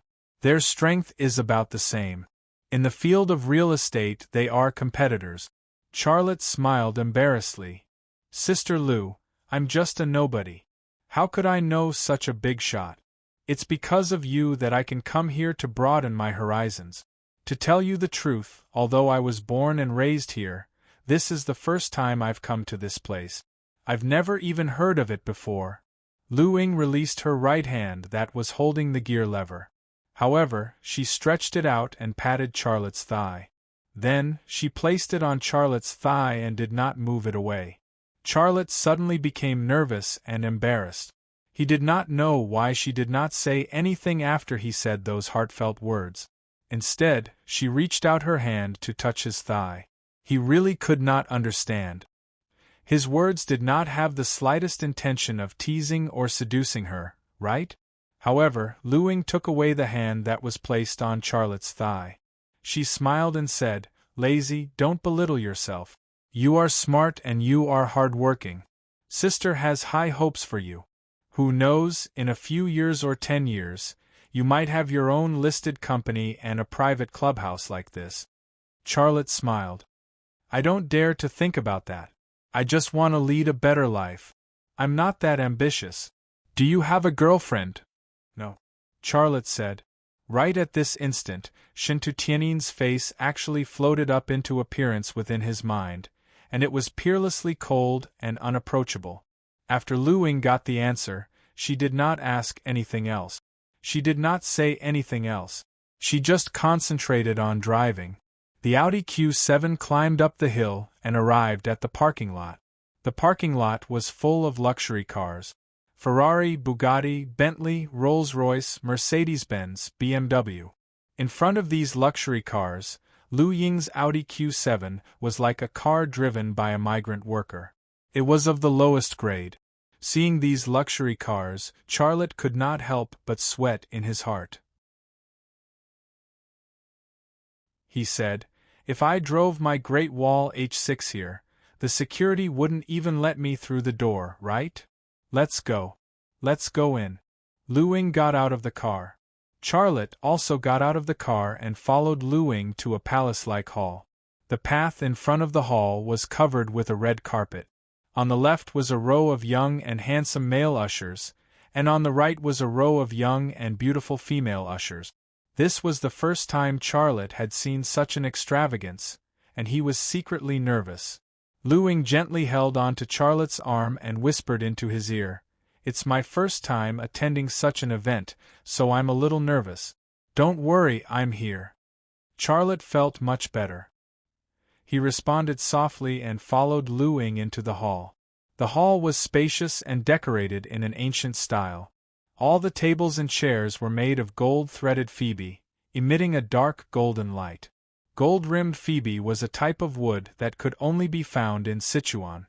It was extremely valuable. In ancient times, only emperors had the right to use gold-thread phoebe as furniture. Here, however, the entire place was filled with gold-rimmed cedar furniture. When one was inside, it really felt like one was in an emperor's palace. It made one feel reverence for the environment and the owner of this place. There were already many guests in the hall. They were either chatting or drinking. The scene was lively but very quiet. There was no sense of noise at all. It was unknown how many big deals had been easily finalized in such a chatty occasion, and it was unknown what kind of storm would be set off in the stock market tomorrow. Charlotte's gaze quickly swept across the hall and the faces. Then, he unexpectedly saw three familiar faces: Ning Yuanshan, Ren Wenxiang, and Peaceful.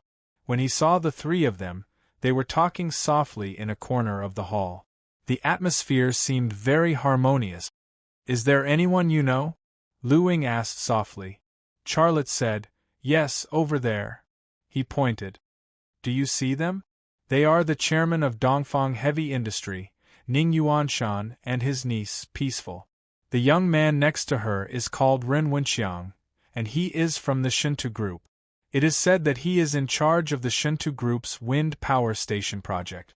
Lu Ying said, "I know Ning Yuanshan, but I don't know the two young men you mentioned. Ren Wenxiang is so young, yet he is in charge of such an important project. He is really young and promising." "Sister Lu, do you want to go and talk to Ning Yuanshan?" Charlotte asked. "No, I am working with you now. Why should I go and talk to him?" Lu Ying said, "He is the boss of a large state-owned enterprise, and I am a small boss of a private enterprise. We have nothing to talk about. My little business is nothing to them." Charlotte smiled. "I actually don't want to go either. Ren Wenxiang and I have had some unpleasantness." "Huh? What's going on?" Lu Ying looked very curious. Without waiting for Xia Lei to say anything, a middle-aged man walked over with 3 goblets in his hands. With a smile on his face, he said, "Director Lu, I was looking for you everywhere just now. I didn't expect you to only arrive now." After saying that, he handed a glass of red wine to Lu Ying and another to Xia Lei. Charlotte nodded in greeting. "Thank you." Lu Ying said, "Lei, let me introduce you. This is the director of Yedong Sports R&D Department, Lin Bowen." Charlotte stretched out his hand. "Hello, Mr. Lin." Lin Bowen smiled and said, "You don't need to introduce me to know you. You're the supplier of Yedong Sports, Xia Lei. Then he shook hands with Xia Lei and said, Nice to meet you. Charlotte was a little curious. He thought to himself, people like Lu Ying are probably at the lowest level of this party. Why would the director of Yedong Sports be invited to such a high-class party? The three of them clinked glasses and took a sip of wine. Lu Ying seemed to have thought of the same place as Charlotte. She looked at Lin Bowen. By the way, Bowen, why are you here? Lin Bowen said, I came with my sister. She is good friends with the second daughter of the Gu family, Gu Qian. This party was organized by Gu Qian, so, I just benefited from my sister. I see, Lu Ying said. Gu Yishan's children, the eldest son, Gu Kawu, and the second daughter, Gu Qian, are both very powerful people. In the business world, I'm afraid only Shintu Tianyin is a match for the Gu siblings. They are all top talents in both the pen and the sword. Lin Bowen added, then he smiled again. Director Lu, Mr. Xia, you guys do as you please. I'm going to find my sister. Well, go ahead, Lu Ying said. After watching Lin Bowen leave, Charlotte said, Sister Lu, who is his sister? Lu Ying said with a smile, Why, are you interested in his sister? Charlotte said awkwardly, Sister Lu, please don't make fun of me. I don't even know her name. How could I be interested? Then why did you ask her? Charlotte said, I was just curious, that's all. Think about it. If his sister and the Gu family's second daughter, Gu Qian, are good friends, he could use this relationship to get a better future in the Gu family. Why would he stay in your company? You suspect him? Lu Ying suddenly thought of this. Charlotte shook his head. No, I'm just curious. I am an outsider. Without any evidence, why would I suspect the head of your R&D department? Lu Ying was silent for a moment, then said, His sister's name is Lin Yar. I met her once, but I am not familiar with her. But I know that she knows many people. She has a wide social circle. I see. Charlotte did not say anything more. At that moment, Peaceful suddenly walked over. She looked at Charlotte, her eyes full of passion. Charlotte's heart screamed trouble. Peaceful had noticed him, and so had Ren Wenxiang. That brat was also looking in their direction. His gaze was like a sharpened knife.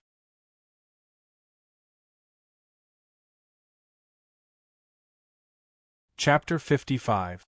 Lei, why are you here? Peaceful walked in front of Charlotte and Lu Ying. She had a friendly smile on her face. She did not hide the happiness in her heart.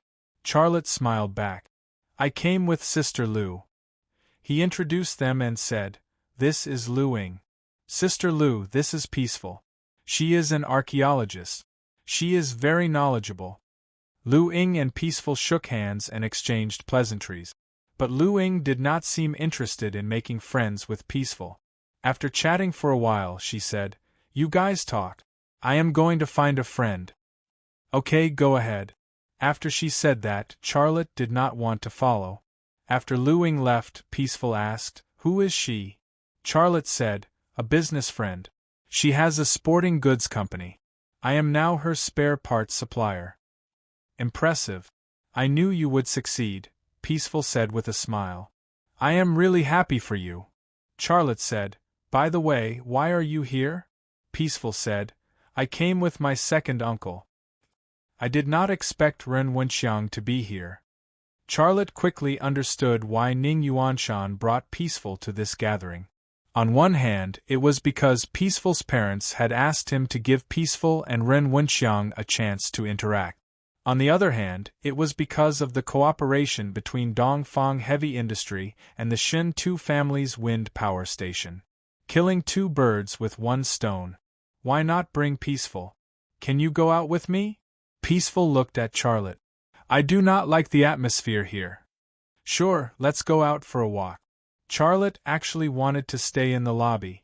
He wanted to get to know more people from the business world. He did not want to reject Peaceful's request. Before Peaceful and Charlotte left, Ren Wenxiang walked over. He wore a suit, had a handsome face, and eyes full of confidence. Ren Wenxiang's body had the aura of an elite. In front of him, Charlotte lost some of his temperament, but Charlotte's unique calmness and unswerving determination was something he didn't have. If these two men were compared to cars, Ren Wenxiang was like a Ferrari racing on the highway, and Charlotte was like a Jeep Wrangler struggling in the Gobi Desert. Different environments, different men, and their charisma was also different. Yo, isn't this Director Xia? Since you're here, why don't you come over and have a chat? Ren Wenxiang said with a smile. He addressed Charlotte as Mr. Xia, but this seemingly complimentary remark was full of contempt. Charlotte said indifferently, "There doesn't seem to be anything to talk about between us, right? Why are you here?" Ren Wenxiang looked at Charlotte with a provocative look in his eyes. Charlotte said, "I don't need to explain it to you, do I?" Ren Wenxiang smiled and said, "Oh, I forgot. You came with Lu Ying. Not long after Lu Ying's husband passed away, you and Lu Ying became a couple. That is amazing. However, you two are quite a good match. You are both entrepreneurs. There is a lot to talk about." Charlotte's heart was suddenly angry. "You better watch what you say. You can talk to me, but don't talk to Sister Lu. She is a woman worthy of respect. She is not someone with a mouth like yours can talk about." The smile on Ren Wenxiang's face disappeared. "Xia, I don't know where you get the courage to talk to me. Do you believe that I won't ask someone to kick you out right now? A person of your status can come here. Everyone in this room feels like it's a loss of face." Peaceful could not take it anymore. She angrily said, "Wenxiang, Lei is my friend. How can you talk to him like that?" Ren Wenxiang coldly laughed. "Some people are not worthy of respect. I am protecting you. Do not be tricked by people with ulterior motives. Lei has never tricked me. You misunderstood him." Peaceful looked very angry. When she was with Ren Wenxiang, she was not happy for a single minute. Xiaolei said, "You don't have to explain to him. Some people think that the world revolves around him and are full of themselves. It's useless no matter how much you explain to him. He won't listen to a word you say, let alone understand you." Ren Wenxiang mockingly said, "I am arrogant? Okay, I am arrogant. But I am better than some people who rely on women to climb up, okay? Do you dare say that you did not sleep with Lu Ying and serve that widow? If you did not serve her, did she bring you here to see the world?" Xiaolei suddenly splashed half a glass of red wine on Ren Wenxiang's face. The purplish-red wine splashed on Ren Wenxiang's face, and a portion of it splashed onto Ren Wenxiang's white shirt. It was very eye-catching. Ren Wenxiang's reaction was also very fast. Just as Xiaolei splashed the red wine on his face, he punched Xiaolei's chest almost at the same time. With a muffled thud, Charlotte was forced to take a step back. Compared to Ren Wenxiang, who looked like a mess, he was in a much better state. Ren Wenxiang wanted to fight, but Peaceful stood in front of him. "What are you doing? Get out of my way," Ren Wenxiang angrily said. Charlotte said, "Get out? I will fight you when we get out." The guests in the hall all looked over at Ren Wenxiang, Peaceful, and Charlotte. Some guests whispered to each other, while others just watched. "Get out. I will break you." At that moment, Ren Wenxiang was like a beast in a primitive forest. Charlotte sneered. "Don't be too full of yourself. Even if you were at the 9th phase of judo, I would not be afraid of you, let alone an 8th phase judo." The 8th phase of judo was a very powerful level. Charlotte did not have any confidence that he could beat Ren Wenxiang, but he was not afraid. "You guys!" Peaceful was so anxious that she cried. Tears rolled down from the corners of her eyes. At that moment, a big man walked over with a young woman. As soon as she appeared, the whole hall went quiet. The young woman was the second daughter of the Gu family, Gu Qian. She was tall and well-proportioned. She was curvaceous, and her curves were very attractive. She had an oval face and delicate facial features. She looked like an oriental Barbie doll. She was so beautiful that people thought she had been photoshopped. "Miss Gu." Seeing Gu Qian, Ren Wenxiang suddenly looked a little nervous. His face looked a little guilty. When it came to fighting, no matter what the reason was, it could not be justified in this kind of situation. Gu Qian looked at Ren Wenxiang and then looked at Charlotte. Then, she said, "Give me some face. You guys can leave." It was no wonder she was the second daughter of the Gu family in the capital. Even when she said something like chasing people away, it sounded very courteous. It made people feel that she was dignified and domineering at the same time. "Miss Gu, let me explain," Ren Wenxiang said with a red face. At that moment, he seemed to have changed into a different person. Before Gu Qian appeared, he was a wolf. Now, he was a rabbit. Gu Qian did not say anything else. The bodyguard next to her suddenly stepped forward. He stood in front of Ren Wenxiang and Charlotte like an iron tower. Charlotte turned around and left. He would not be like Ren Wenxiang and shamelessly asked to stay. It was an embarrassing thing to be driven away. Compared with the cold looks he suffered during the years when he worked at the construction site to earn money for Xia Shui's education, this was actually nothing. He could face it calmly. Peaceful looked at Ren Wenxiang and then at Charlotte's back. She did not know if she should stay or leave with Charlotte. She was a woman who lacked determination and courage. Without waiting for Charlotte to walk out of the hall, a few bodyguards in black suits surrounded a woman and walked in. When Charlotte, who was walking out, saw her face, he stopped in his tracks. The woman who came late was the Shen Tu family clan's leader, Shentu Tianin. She was still so cold and unattainable. Shentu Tianin only glanced at Charlotte lightly before looking away. She walked straight towards Gu Qian. In her eyes, Charlotte was like a stranger she had met on the street. Ren Wenxiang bowed. "Hello, Missy." Shentu Tianin only nodded indifferently, not even saying a single word. Gu Qian went forward with a smile. "Sister Tianin, couldn't you have come earlier? I have been waiting for you for half an hour." Shentu Tianin said lightly, "I have a meeting at the company. My brother is waiting for you at the Heavenly Music Parlor. I will take you there." Gu Qian seemed to be used to Shentu Tianin's iceberg-like personality. She did not mind it at all. She affectionately held Shentu Tianin's arm and walked into the hall. Shentu Tianin's name had a Tianin. The Gu family's private club also had a Heavenly Music Parlor. There was a story behind it. Xia Lei withdrew his gaze, turned around and walked out of the hall. Even if there was a story behind it, it was not something he needed to worry about. He was not interested. After walking out of the hall, Charlotte remembered that he had taken Lu Ying's car. Lu Ying was still in the hall. He wondered if he should call Lu Ying and ask her to send him. However, he changed his mind after thinking about it. He was going to call Jiang Rui and ask her to pick him up. "Sir." A voice suddenly came from behind. Charlotte turned around and saw Gu Qian's bodyguard, who was about to drive him and Ren Wenxiang away. He said, "What's the matter?"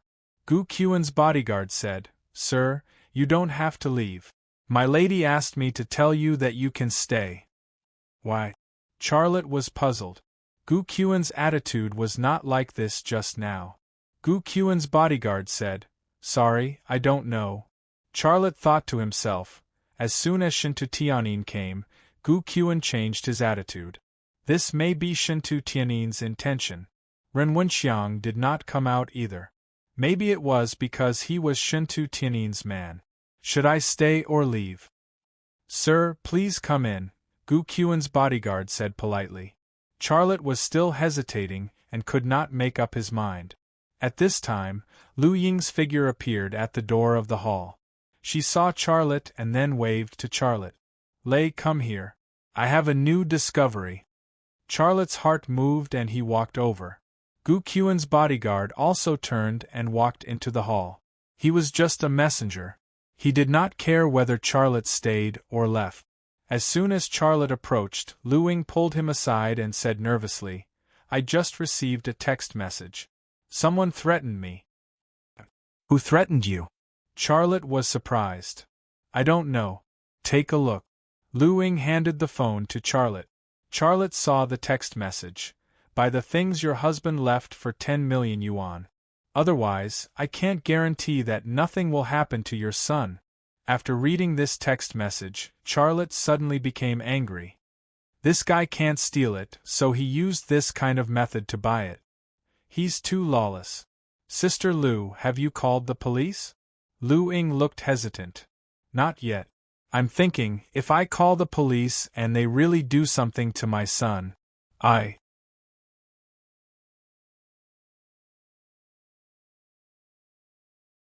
Chapter 56. No matter how strong a woman was, she was still a woman. Sometimes, she needed a man to rely on. In Lu Ying's eyes, Charlotte was the man she could rely on. Charlotte thought for a moment and said, "The more you act like this, the more unscrupulous they will be. Have you ever thought that they just sent a thief to send a threatening text message to you? What if they lose their patience and hurt you and your child? What will you do then? Unless you sell them what they want." "I won't sell it even if I die," Charlotte said. "Then call the police." Lu Ying hesitated for a moment and finally took out her mobile phone. "Okay, I'll call the police now." At this time, Lin Bowen came over and greeted her from afar.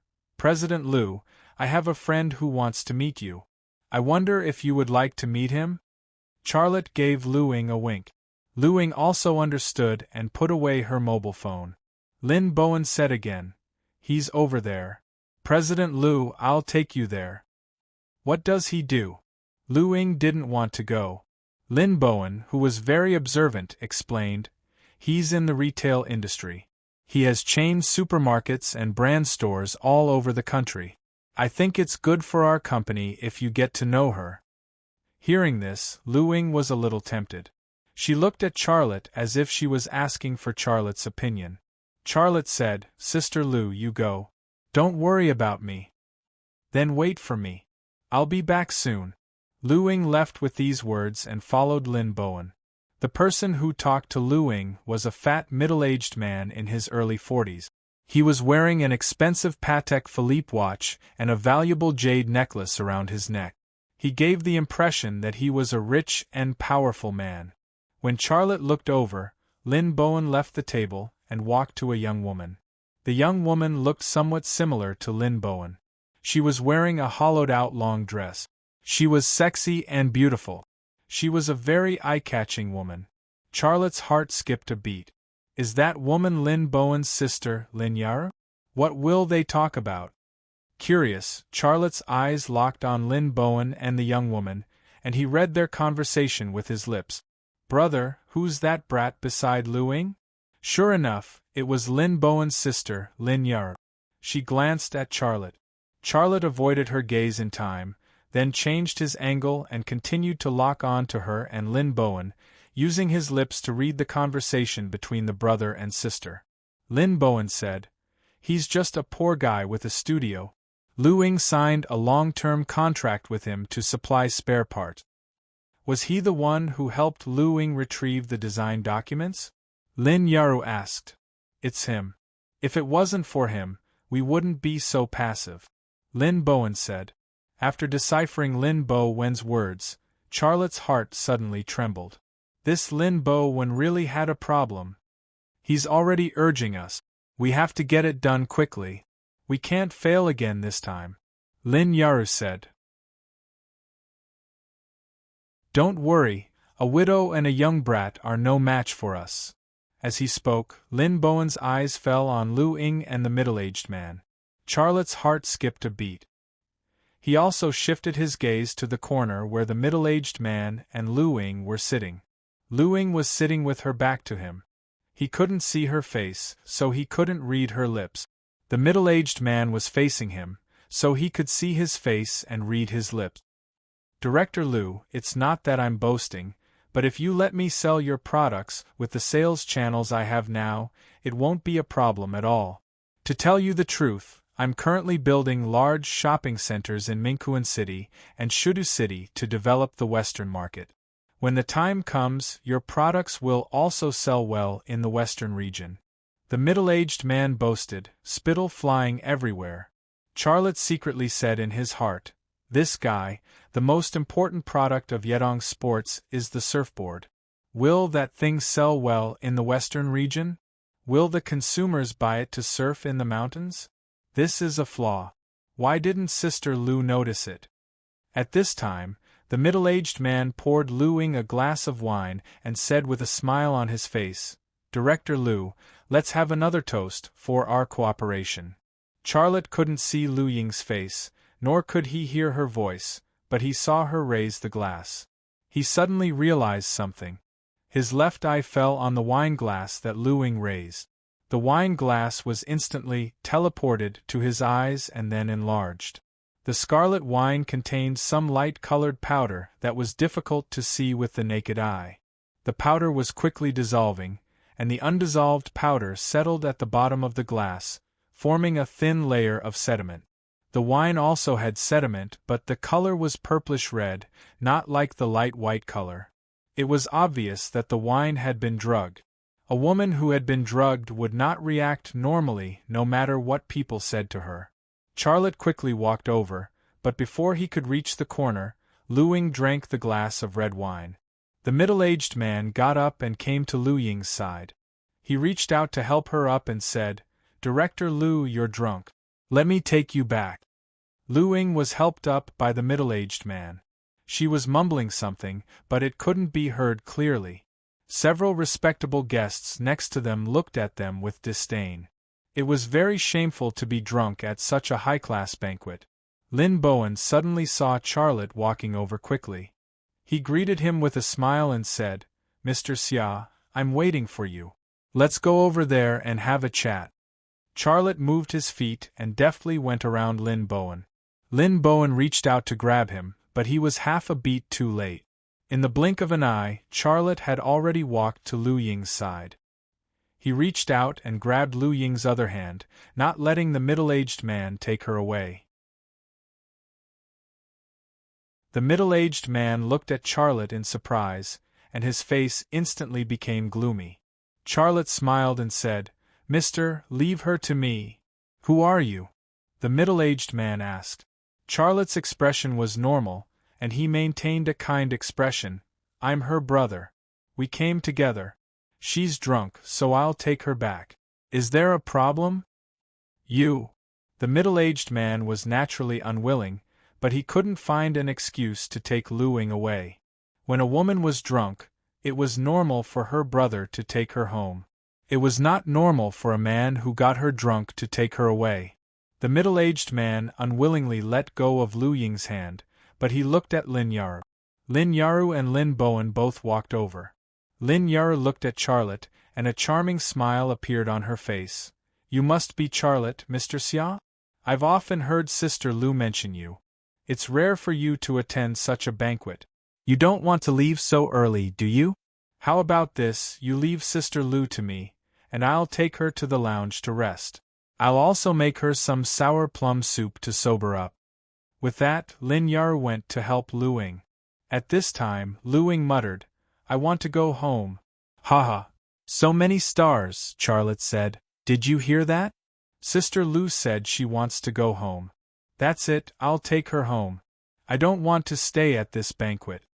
With that, he helped Lu Ying to the door of the hall. Lin Bowen, Lin Yaru, and the middle-aged man looked at each other. At this moment, the three of them really wanted to chop Charlotte to death and mince him into meat sauce. However, in reality, they could only watch helplessly as Xia Lei supported Lu Ying and left, slowly disappearing from their sight. Walking out of the hall, Xia Lei's heart was immediately relieved. With such a change in the situation, he was sure that the traitor around Lu Ying was Lin Bowen, and Lin Bowen was not acting alone. His sister Lin Yaru was also involved, and there was a middle-aged man whose identity was still unknown, as well as the sissy cat burglar that night. But this was not all. Lin Yaru mentioned a person, and that person was most likely the mastermind behind these four people. However, Lin Yaru and Lin Bowen did not mention that person's name. "I have no evidence, and that sissy didn't show up. Even if I expose Lin Bowen's identity as a traitor, he can deny it, and I can't do anything to him. I'd better calm down first and not alert the snake. Let's take Sister Lu back first. Charlotte secretly thought in his heart. I want to sleep, Lu Ying suddenly said. Charlotte collected his thoughts and helped her to walk to the parking lot while saying, I'll take you home. Hubby, I missed you so much. Where have you been all this time? Lu Ying looked at Charlotte in a daze. Charlotte's heart suddenly ached. He could not bear to destroy her illusion, so he said softly, I didn't go anywhere, I've always been by your side. Lu Ying suddenly wrapped her arms around his waist and kissed his lip. Soft and moist cherry lips, clumsy and reckless tongue, unprecedented sensitive feeling. Charlotte's body suddenly froze. He wanted to push her away, but he could not bear to. But in the end, he turned his head away. He was not the kind of person who wanted to take advantage of others while they were drugged. Lu Ying still wanted to move closer to his face, but Charlotte hugged her waist and said, I'll take you home. Let's go home and sleep, hubby, Lu Ying said vaguely. She curled up in Charlotte's arms, quiet like a child. Charlotte carried Lu Ying to the side of her Audi Q7. He found the car key in Lu Ying's handbag, opened the door, and put Lu Ying on the sofa in the back seat. When he walked to the driver's seat, he suddenly stopped. He looked at the steering wheel in the driver's seat and frowned. He remembered a problem. He did not know how to drive. Lin Bowen, Lin Yaru, and the middle-aged man appeared at the door of the hall. The three of them looked straight at Charlotte. Charlotte did not look at them, but from the corner of his eye, he saw the three of them in time. When he saw Lin Bowen and the other two, he bit the bullet and got into the driver's seat. He turned on the engine, carefully drove the car out of the parking lot, and then entered the road down the mountain. At the beginning, he was very nervous. The speed of the car was not much faster than walking, but after driving for a while, he gradually got used to it, and his heart was not so nervous. After a while, he increased the speed of the car to 40 and drove in the direction of the Gold Coast.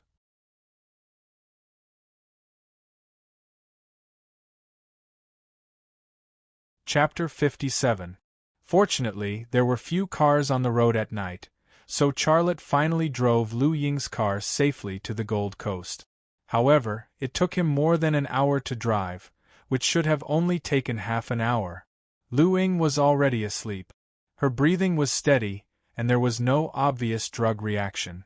It was because of this reaction that Charlotte didn't drive to the hospital, but to her home. According to Lu Ying's reaction, he guessed that the middle-aged man had probably drugged her with sleeping powder or some kind of psychedelic powder. It wouldn't be life-threatening. Charlotte carried Lu Ying into her dormitory, then took off her shoes and carried her to the bed. At this time, Lu Ying suddenly showed signs of waking up. She muttered, "Honey, I want you to hug me." A woman in her early 30s could still act coquettishly, and her voice was sweet and soft, no less than that of an 18 or 19-year-old girl.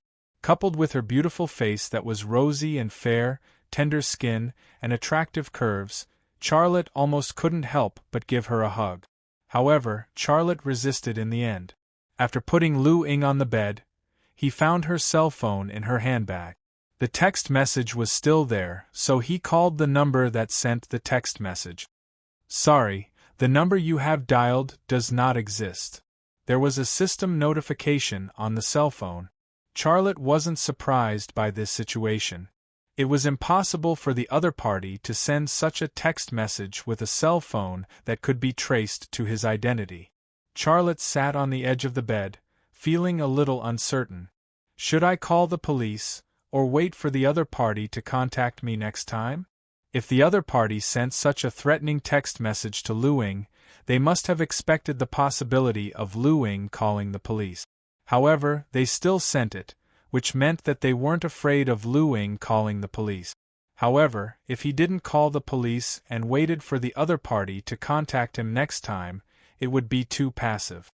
After hesitating for a while, Charlotte took out his cell phone and prepared to call Jiang Rui.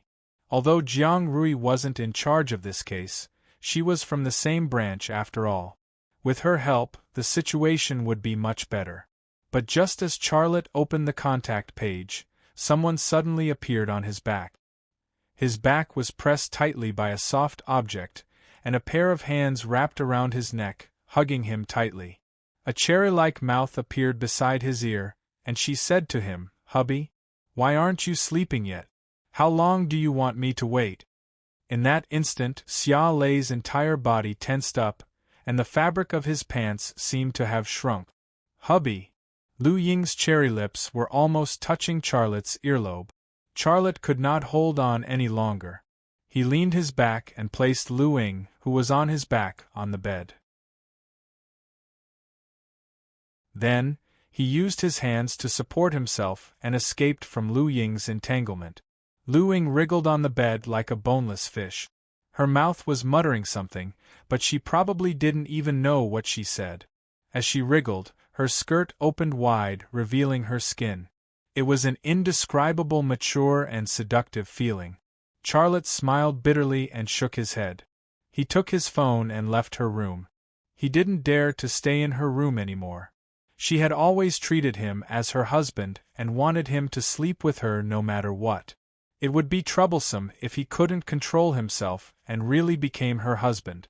Charlotte dialed Jiang Rui's number in the corridor. "It's me, Rui. What's up? Why are you calling me so late? I'm already asleep." "Yawn. You woke me up again," Jiang Rui said as she yawned, looking very unhappy. Charlotte said, "I'm reporting the case." "Hee, you mean turning yourself in, right?" Charlotte said, "I'm not joking with you. I'm telling the truth. It's like this." He briefly recounted the whole incident, from the sissy cat burglar to the fact that Lu Ying had received a threatening text message and had been drugged. "Isn't the other party too arrogant? They actually drugged her," Jiang Rui said angrily. Charlotte said, "Yes, the police should solve the case quickly. If it goes on like this, I'm afraid that the other party will really hurt Sister Lu and her child." "I'll call my colleague who is in charge of this case," Jiang Rui said. Charlotte said, "Thank you. That's it. I'll wait for your news." "Wait," Jiang Rui suddenly said, "are you at Lu Ying's home now?" "Yes, I drove her back." "You won't," Charlotte said speechlessly. "What are you thinking about? Am I that kind of despicable person in your eyes?" Jiang Rui giggled. "Why are you so anxious? I haven't finished speaking, and you're already thinking in that direction. What I want to say is, was it you who drove her home?" "Of course it was me. By the way, return my car to me tomorrow. I can drive on the road now." "Hello? Why can't I hear what you're saying? Hello? What kind of signal is this? I'm going to complain to the telecommunications company tomorrow." Jiang Rui suddenly hung up the phone. Charlotte stood in the corridor for a long time and didn't come back to his senses. When he returned to Lu Ying's dormitory, Charlotte was shocked by the scene in front of him. The floor beside the bed was full of things that Lu Ying had thrown away. Her evening dress, her stockings, She was rolling around on the bed, calling for her husband. The scene was so stimulating that he wanted to have a nosebleed. Obviously, her hallucinations didn't weaken over time, but became stronger. Charlotte quickly walked over and covered her with the quilt. Then, he pressed her shoulders across the quilt to prevent her from moving. Lu Ying struggled a few times but couldn't get rid of him. Slowly, her strength was almost exhausted. Finally, she calmed down. Charlotte followed her to the bathroom. He wet a towel and gave it to Lu Ying. Then, he went to the kitchen to make her a glass of orange juice and fed it to her. After all that, Lu Ying fell into a deep sleep, but he was exhausted from all the torment. Finally, he was sleepy and fell asleep on the side of the bed. He had a dream. He dreamt of Shintu Tianyin.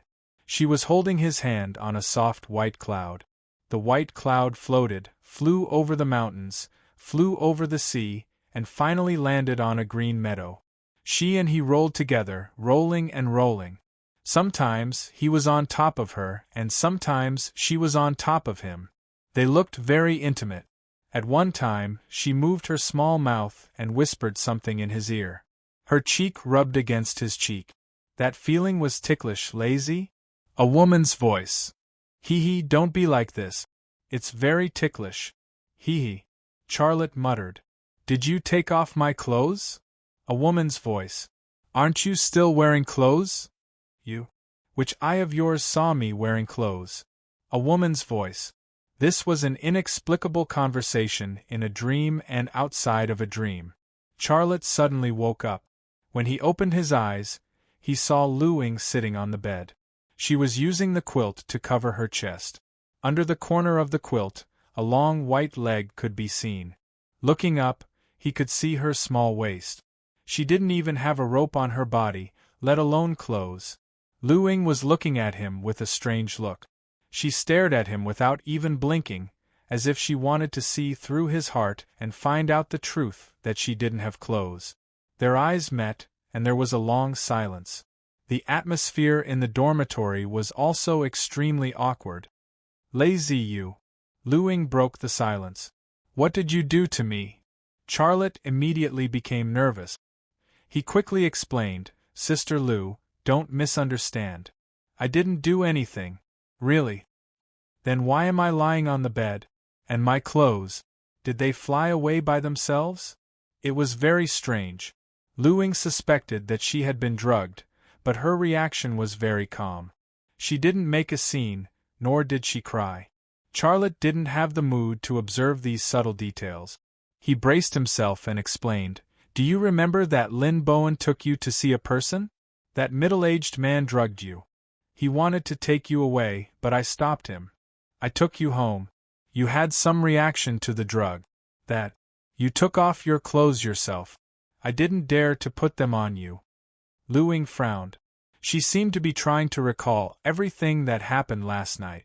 Charlotte continued, I used a towel to put a cold compress on you. Then I fed you a glass of fresh orange juice. Later, I was sleepy, so I fell asleep on the edge of the bed. If you don't believe me, you can check. After all, he was a virgin who had never touched a woman. When he said the word check, Charlotte's face turned red. Lu Ying suddenly smiled. She said with a smile, Tell me, where should I check? Check. Charlotte couldn't continue. I'm just teasing you. Lu Ying sighed. It was all thanks to you last night. If it weren't for you, I would have fallen into their hands. Those guys are so hateful. They couldn't steal, so they came to rob. Do they still have eyes for the law? Charlotte finally breathed a sigh of relief. I've already called the police for you. The police will intervene. What can the police do without evidence? Lu Ying wasn't optimistic that the police could solve her problem. Charlotte said, If only we could catch that sissy. He would definitely confess to the person who ordered him. But it's too difficult. I didn't expect Lin Bowen to collude with others to harm me. I must fire him. Lu Ying's emotions were a little out of control. She hit the mattress with hatred. But the moment she hit the mattress with her fist, the quilt in front of her chest fell. Charlotte quickly looked away. Lu Ying's face suddenly turned red. She hurriedly pulled up the quilt to cover her chest. The two of them fell into an awkward silence again. The housekeeper's voice suddenly came from outside the door. Boss, the police are looking for you. They say they want to understand the situation. Lu Ying then came back to her senses. Ask them to wait for a moment. I'll be right down. Charlotte quickly got up and walked away. As he walked, he said, I'll wait for you outside. Wait. Lu Ying suddenly stopped him. Charlotte was inexplicably nervous. Is there anything else? Lu Ying blushed and pointed to a piece of lace that had fallen on the carpet. She stammered, Can you pass that to me? Charlotte was speechless. The police officers who came were the same ones from last time. They weren't from the Jiang Rui branch, but their arrival was related to Jiang Rui. After receiving Charlotte's call last night, Jiang Rui had called her colleague who was in charge of the case. The colleague had sent someone to check on the situation early in the morning. The two police officers gave Charlotte and Lu Ying their statements and then left. Investigate. After seeing the two police officers off, Lu Ying said unhappily, "That's all they can say. They don't have any actual actions." Charlotte said, "Sister Lu, you have to complete the patent application as soon as possible. Also, Lin Bowen really needs to be fired. I have to speed up the production of parts for you and try to complete the patent application and get the first batch of products on the market. As long as the patent application is completed and your products are on the market, they won't be able to do anything." Lu Ying frowned and said, "I also want to complete the patent application as soon as possible, but that process takes time." Just then, Lu Ying's phone suddenly rang. After answering the phone, Lu Ying suddenly sat on the ground.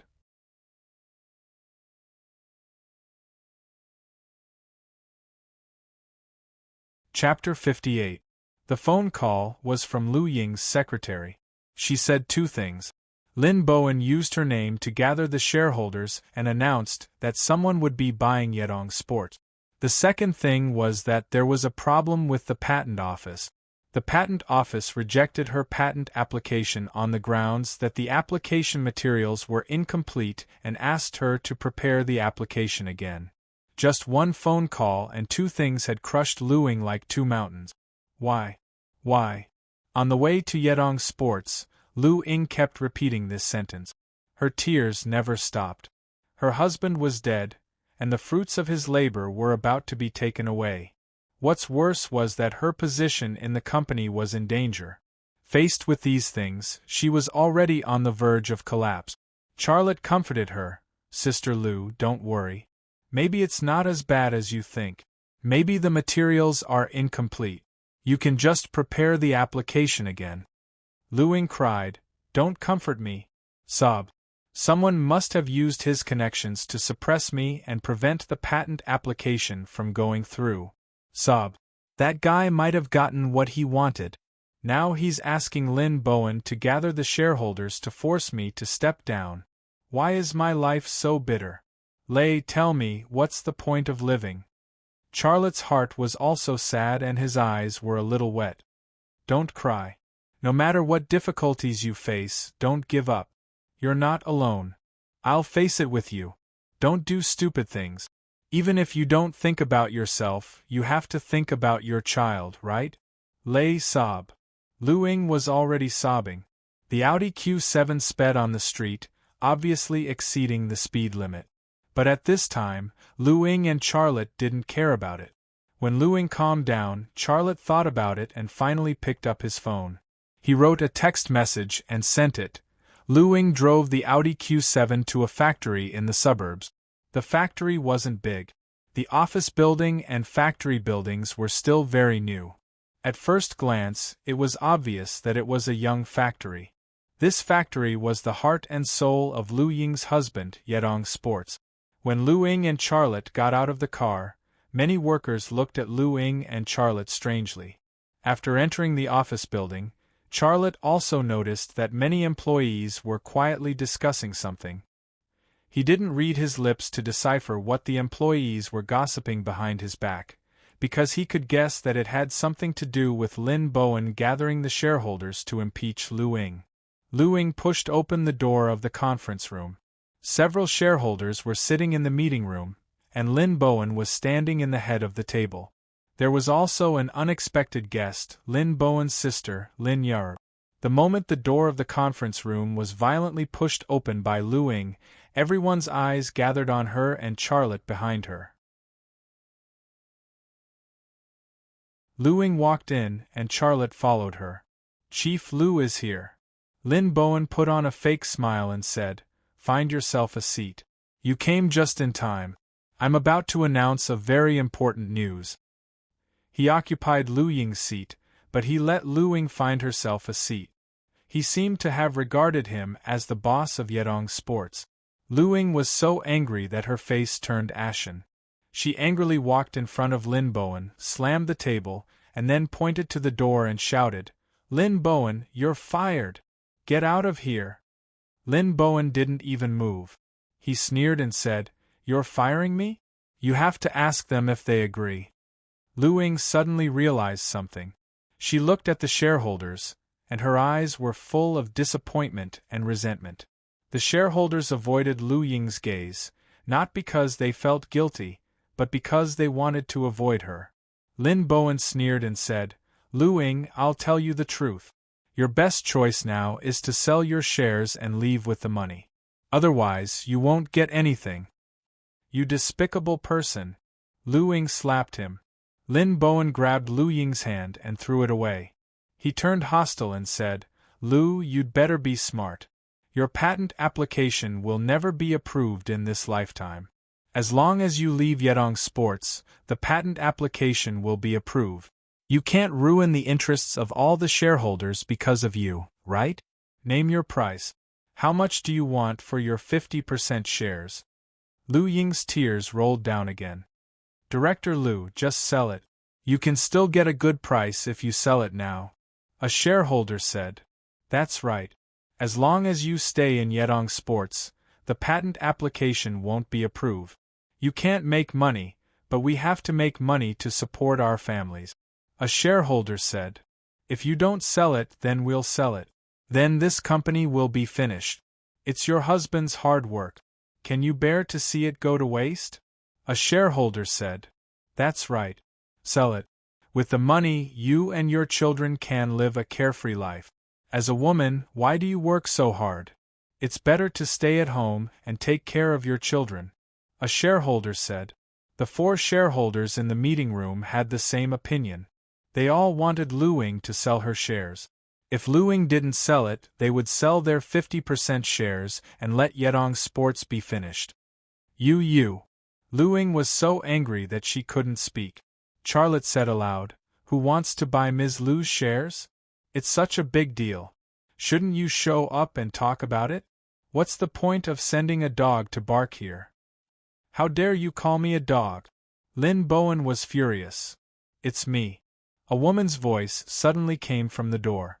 Charlotte turned around and saw the second daughter of the Gu family, Gu Qian.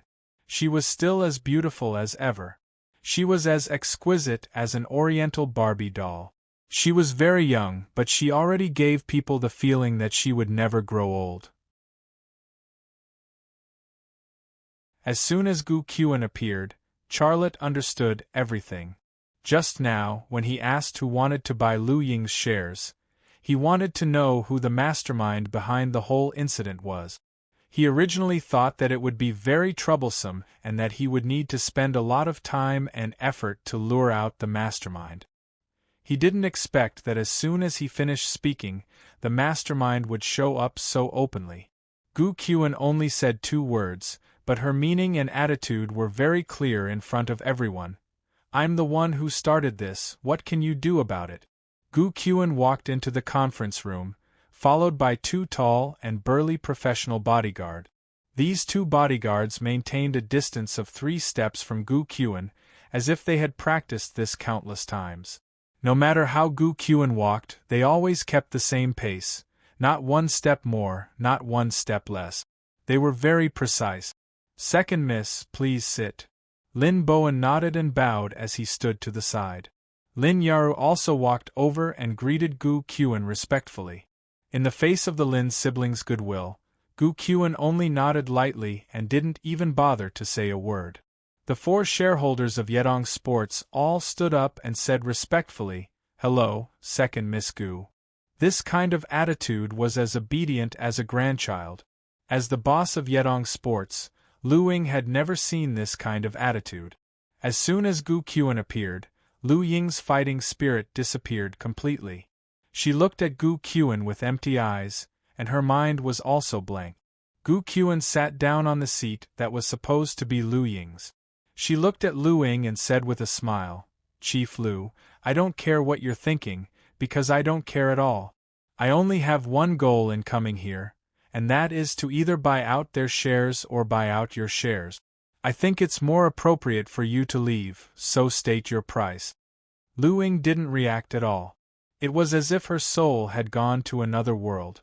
Lin Yar snorted coldly, "Lu Ying, second Miss Gu is talking to you. Didn't you hear her?" Lin Bowen also interjected, "You should sell your shares. The total assets of Yedong Sports is less than 50 million yuan, and second Miss Gu only bought half of the shares for 20 to 30 million yuan. Her car costs more than 10 million yuan, so why would she care about this little bit of money? If second Miss Gu buys out the shares of other shareholders, she will let the company rot. You won't get a single cent, and you might even end up with a huge debt. Second Miss Gu will buy out your shares, and you can take the money and leave. The company will continue to operate. Isn't that good? Just then, Charlotte's phone rang with a text message notification. He followed her to a corner of the conference room and opened his phone to check his text message. Lu Ying couldn't finish her sentence, and tears started flowing out of her eyes again. She knew very well that she was at the end of her rope. Against an opponent like Gu Qian, she had no chance of winning. Not even 1%. She knew very well what Gu Qian had done. First, he had sent a thief, and when he failed, he had invited her to the Gu family's private club to drug her. After both of her plans had failed, she had decided to tear off her disguise and use the Gu family's enormous influence to get the patent office to stop her from applying for the patent. Then, she had colluded with the other shareholders to force her to leave Yedong Sport. She had only one opponent, and every single one of his moves was enough to kill her. If she continued to fight, she might really lose everything that she treasured. Gu Qian seemed to have seen through the weakness in Lu Ying's heart, and a smile appeared on his lips. President Lu, you're a smart person. State your price and we'll seal the deal. Lu Ying bit her lip and nodded. Wait. Charlotte walked over. Sister Lu, let me talk to you first. Lu Ying had already run out of ideas, and she nodded subconsciously. The smile on Gu Qian's face disappeared. She stared at Charlotte and said coldly, You again? Charlotte said calmly, Miss Gu, you don't care about the time I have to talk to Sister Lu, do you? Before Gu Qian could speak, Lin Bowen said impatiently, Can't you talk later? Do you know how precious Miss Gu's time is? Charlotte smiled. You're a dog, but I admit that you're a good dog. F***CKU.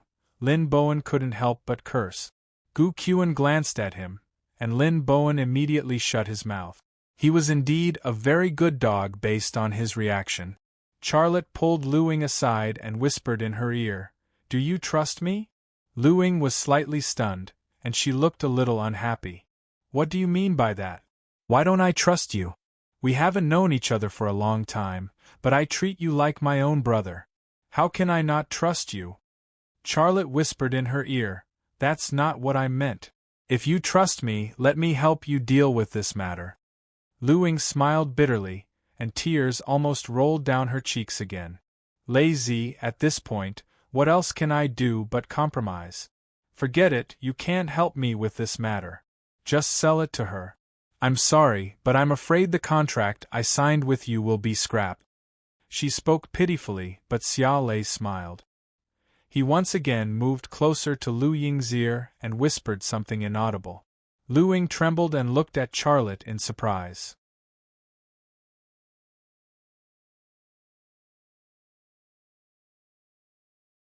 Chapter 59.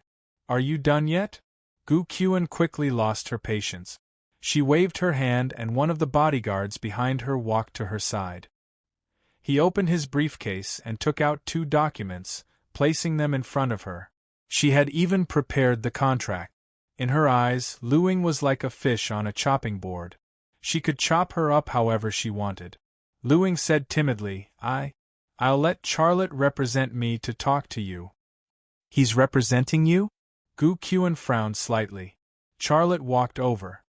I'm only talking to you about the acquisition. The signature will still be signed by President Lu. Is that okay? Gu Qian shrugged. It doesn't matter. Tell me, what price do you want? Charlotte said, 50 million. Gu Qian said sarcastically, Have you gone mad from poverty? The entire Nice Moves sports equipment company is only worth 50 million.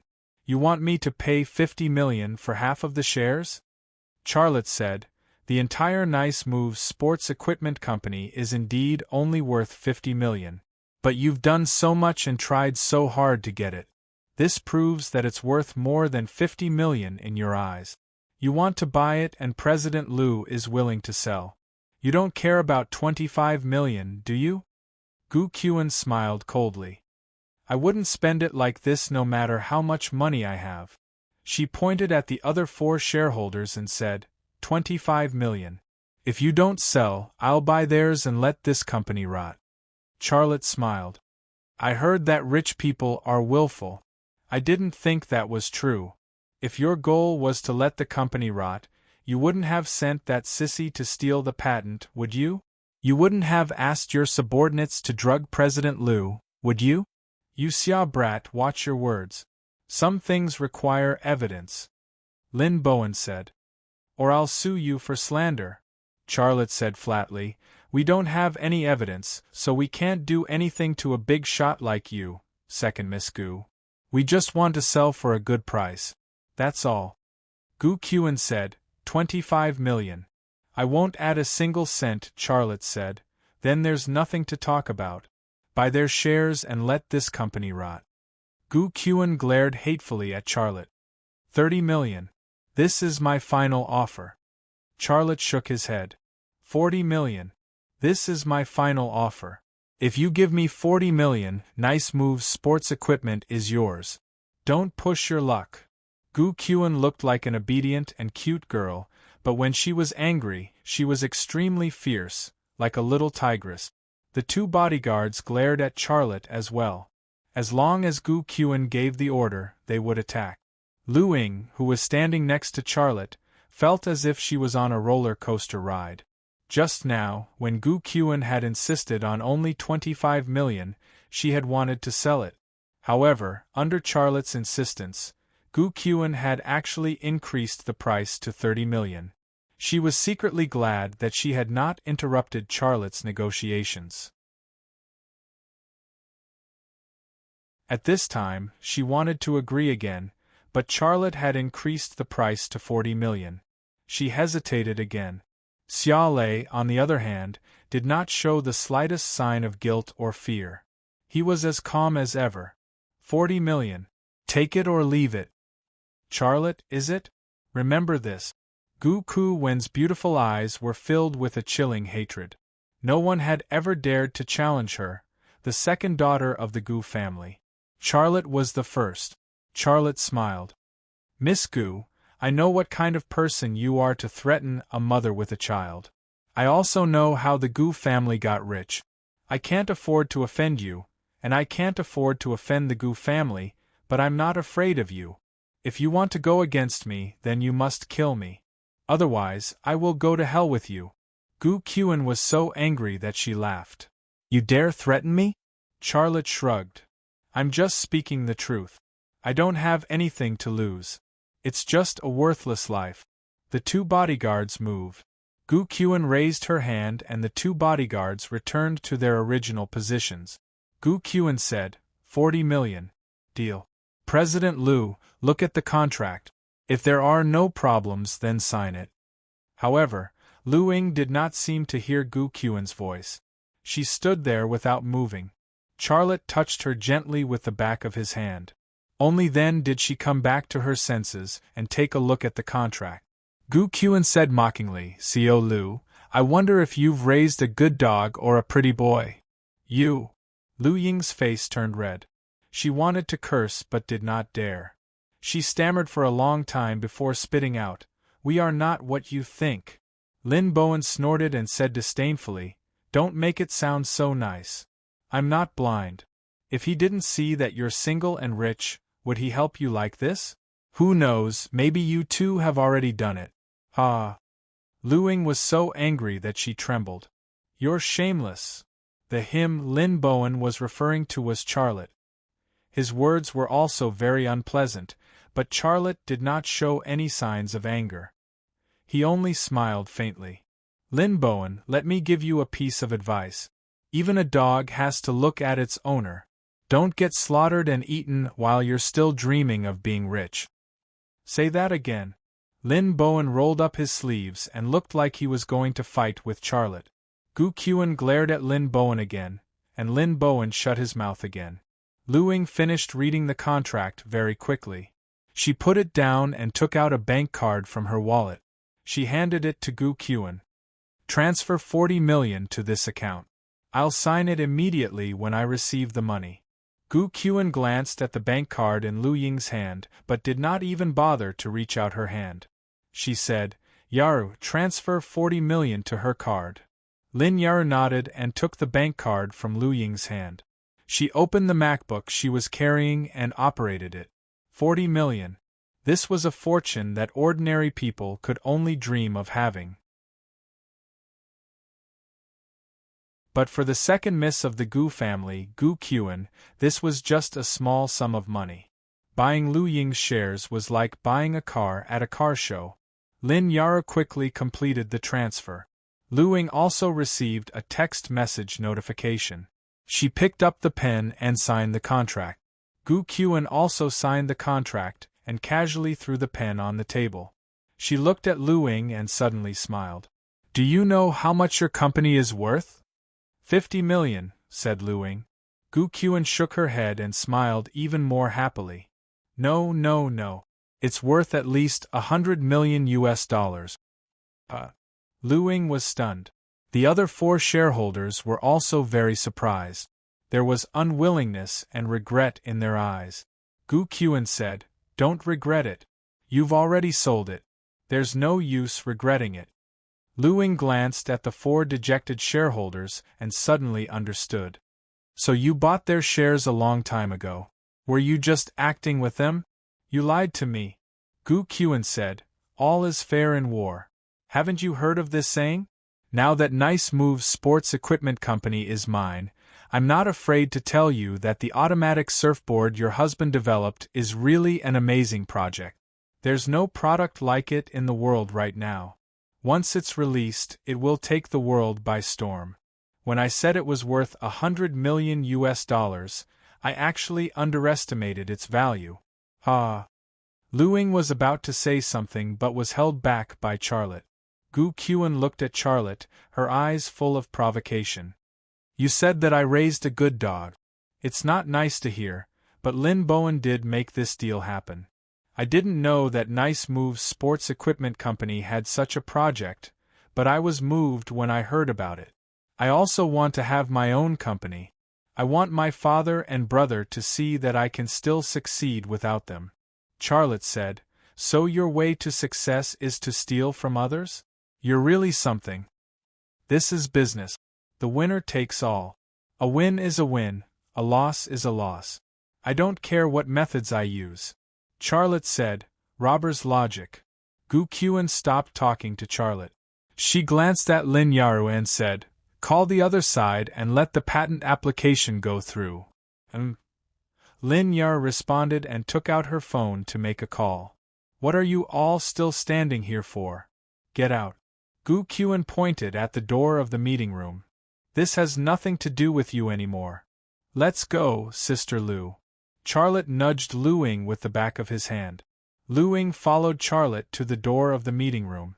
Charlotte's footsteps were very fast, so she couldn't help but speed up as well. Stop right there. Lin Yaru suddenly called out. Gu Qian looked at Lin Yaru in surprise. She still didn't know what had happened, but she had a bad feeling from Lin Yaru's reaction. Lin Yaru looked very nervous. There's a situation at the patent office. The project of the automatic surfboard has been approved. How is that possible? Gu Qian's gaze suddenly shifted to Charlotte and Lu Ying. 2 bodyguards suddenly rushed in front of Charlotte and Lu Ying, blocking the door of the meeting room. Lin Yaru said, The patent office said that the patent application has been approved by the Jingdu General Administration. The applicant is Lu Ying and she applied as a natural person. This patent has nothing to do with Nice Moves Sports Equipment Company. And this patent application was approved when you and Lu Ying signed. Damn it! Gu Qian stood up suddenly and her chair fell to the ground. She stared at Charlotte and Lu Ying with a frighteningly cold gaze. She had bought Nice Moves Sports Equipment Company because of the patent for the automatic surfboard, but now this patent had nothing to do with Nice Moves Sports Equipment Company. She had spent a lot of money to buy a rubbish company. Lin Bowen suddenly pointed at Xia Lei. "It must be you, you punk." Charlotte shrugged and said with a smile, "This is the business world. The winner takes all. A win is a win, a loss is a loss." Gu Qian had just said the same thing. Now, Charlotte had returned those words to her. Gu Qian stared coldly at Charlotte. "No one has ever dared to trick me like this. You're the first." Charlotte said, "I was just using the rules. China is so big and there are so many patent offices. If you can get Haizhu City's patent office to create obstacles, I can also ask a friend to help get this patent approved by the general administration. No matter how big the Gu family is, you can't get everyone to listen to you, right? You can't have everything going your way, right?" "Who's that friend of yours?" "I can't tell you that," said Charlotte. There was only one person who could help him in the capital, and that was Long Bing. On the way here, he had sent a message asking for Long Bing's help. The content of the message included Lu Ying's identity information and the patent application number for the automatic surfboard. Although Haizhu City's patent office had not approved Lu Ying's patent application, the information and application number could be found in the general administration system. With Long Bing's identity and ability, if she could get Jiang Rui to be the director, how could she not be able to do something like this? "Refund the money," Lin Bowen said fiercely. "Shut up." Gu Qian slapped Lin Bowen's face. There was a crisp slap and his face burned with pain, but Lin Bowen did not dare to make a sound. "Move aside and let them go," said Gu Qian. Charlotte was slightly stunned.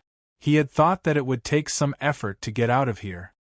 He was even prepared to fight, but he did not expect Gu Qian to let him and Lu Ying leave just like that. Gu Qian looked straight at Charlotte. "But you have to remember that I won't just let this go. I will find out who that friend of yours is and then do what I have to do." Charlotte said, "I'll give you a piece of advice. You'd better not mess with her. Get out." Gu Qian suddenly roared. Lu Ying grabbed Charlotte's hand and dragged him out of the meeting room.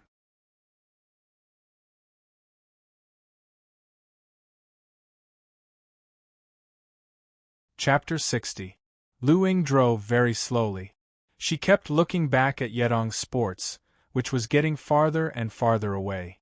She and her husband founded this company. She had deep feelings for this company. Now that it had become Gu Qian's company, her heart couldn't get used to it for a while. Charlotte didn't urge her to drive faster. He just sat quietly. Ring ring ring, ring ring ring. Charlotte took out his cell phone, glanced at it, and answered the phone. "Today. Thank you." The phone call was from Long Bing. "You owe me a favor. When necessary, I will let you return it to me," said Long Bing. Charlotte smiled bitterly. "What do you want me to do for you?" "We'll talk about it later." Long Bing said, "You have to be careful. Gu Qian is famous for being ruthless in the capital. Don't be fooled by her appearance." Charlotte said, "I can see that she is a poisonous snake. The pattern of a poisonous snake is usually very beautiful. That's all. Contact me next time." "Hello?" Charlotte wanted to ask about Xia Shui's situation, but Long Bing had already hung up. Lu Ying took back her gaze. She tentatively said, "Lei is the friend who helped you on the phone? Can you tell me who she is? I want to thank her." Charlotte said, "She is a very strange person. You don't have to worry about her." Lu Ying said, "How can I do that? She helped me so much, and I don't even have anything to say. Isn't that unreasonable?" Charlotte said, "You really don't have to worry about her. I will tell her." Lu Ying said, "She must be a big shot. What does she do?" Charlotte smiled bitterly. "You may not believe it, but I don't know what she does." "Ah." Lu Ying was very surprised. "How is that possible?" Charlotte shrugged. "See, I told you you wouldn't believe it. Lu Ying followed and said, "No, I believe it. If someone else said this, I definitely wouldn't believe it, but you said it. I believe you. What do you plan to do?" Charlotte changed the topic. Lu Ying thought for a moment and said, "Let's do it together." Charlotte was taken aback. "I'll work with you?" Lu Ying nodded. "Yes, let's do it together. I thought about it very clearly. If it weren't for you, the patent for the surfboard would have been Gu Qiuan's, and my company would have been hers. You helped me keep it, and I want to share it with you. I'm going to use the money that Gu Qiuan gave me to start a new company. You're going to work with me. Don't worry, there will be plenty of benefits for you. Tell me, how many shares do you want?" "No, no, no. I can't take your shares." Charlotte refused flatly. Lu Ying parked the car on the side of the road. She looked at Charlotte with eager and surprised eyes. "Lei, you just heard from Gu Qiuan that this project is worth at least 100 million US dollars. If converted to Chinese currency, that would be more than 600 million US dollars. Don't you have an idea of how much 100 million US dollars is?" Charlotte smiled. "My math grades are good. Of course I know how much 100 million US dollars is. But that's just theoretical data. It doesn't mean much. Gu Qiuan said that just to annoy us. If you want to turn your project into 100 million US dollars, there are too many things that need to be done. It might take several years. Even if it's only a theoretical amount of wealth, if you and I do it together, we can definitely make a lot of money. Aren't you tempted?" Charlotte thought for a moment and said, "I'd be lying if I said I wasn't tempted. I also want to make money, but how about this, give me a day to think about it, and then I'll tell you my decision. What do you think? Such a big matter must be carefully considered before making a decision. What's more, he had his own entrepreneurial plan. If he joined Lu Ying's new company, his own plan would be disrupted. Lu Ying said, "You are a very capable person. If you and I do it together, we will definitely succeed. How about this, if you work with me, I'll give you 20% of the shares. Think about it and tell me your decision after you've thought about it." This was equivalent to buying shares. Even if Lu Ying only used the 40 million that Gu Qiuan gave her to start a new company, the 20% shares would be worth 8 million. This was just an initial number. Once the automatic surfboard went public, the wealth of the new company would also accumulate like a rolling snowball. It would be difficult to calculate how much the 20% shares would be worth. Charlotte was very tempted, but he was also very clear that Lu Ying was a smart woman. She was so enthusiastic to pull him into the company, definitely not just because she wanted to repay him. She liked his ability and the fact that he could make the parts of the automatic surfboard. If he didn't have these, she would probably give him some money to express her gratitude. "Well, I'll think about it," Charlotte said. "Well, then accompany me to look at the land. To build a new company, I have to find a suitable piece of land." Lu Ying looked at Charlotte expectantly. "Okay, I'll accompany you to look at the land." Charlotte readily agreed. Anyway, he also had plans to upgrade the Thunder Horse Studio into a small company, so it was a good time to learn some experience. Lu Ying lit the fire and watched the car drive to the suburbs. The land price in the urban area was too high, so there was no need to look. That day, Charlotte spent almost all of his time on the road. He followed Lu Ying to look at many pieces of land, and he also learned some experience from Lu Ying. Lu Ying took a fancy to a piece of land that was for sale in a rural area. The location was relatively remote, but the transportation was convenient. This piece of land was 20 acres, priced at 3 million, which was suitable for building a small light industrial factory. However, Lu Ying had not formally negotiated with the local government. In fact, Charlotte also took a fancy to that piece of land. He felt that it was really good to move the Thunder Horse Studio here and turn it into a small mechanical processing company. However, the price of 3 million made him flinch, and he only dared to think about it. After a busy day, It was already dark when Lu sent Charlotte home. After getting out of the car, Charlotte said, "Sister Lu, why don't you go up and have a seat?" Lu smiled. "Okay, it's my first time to come to your house." In fact, Charlotte was just being polite. He didn't really want to invite Lu up, but as soon as he said it, she agreed. He remembered the messy situation at home, and said with some embarrassment, "My sister left to study, and no one cleaned up. The house is a bit messy. Please don't laugh at it." Lu said with a smile, "I'll help you clean up." Charlotte was about to speak when Jiang Rui, dressed in a police uniform, appeared in his field of vision. She hadn't arrived yet, but her voice reached him. "Lei, where did you go? I called you 3 times, but you turned off your phone all the time." Jiang Rui walked over quickly. She was talking to Charlotte, but the person she was looking at was Lu, who was next to Charlotte. The look in her eyes was a little strange. Charlotte said, "My cell phone is out of battery. What can I do for you?" Jiang Rui said, "I'm washing the quilt cover. I can't do it alone, so I asked you to help me." Charlotte was speechless. There were people everywhere in this community. She was waiting for him to do it.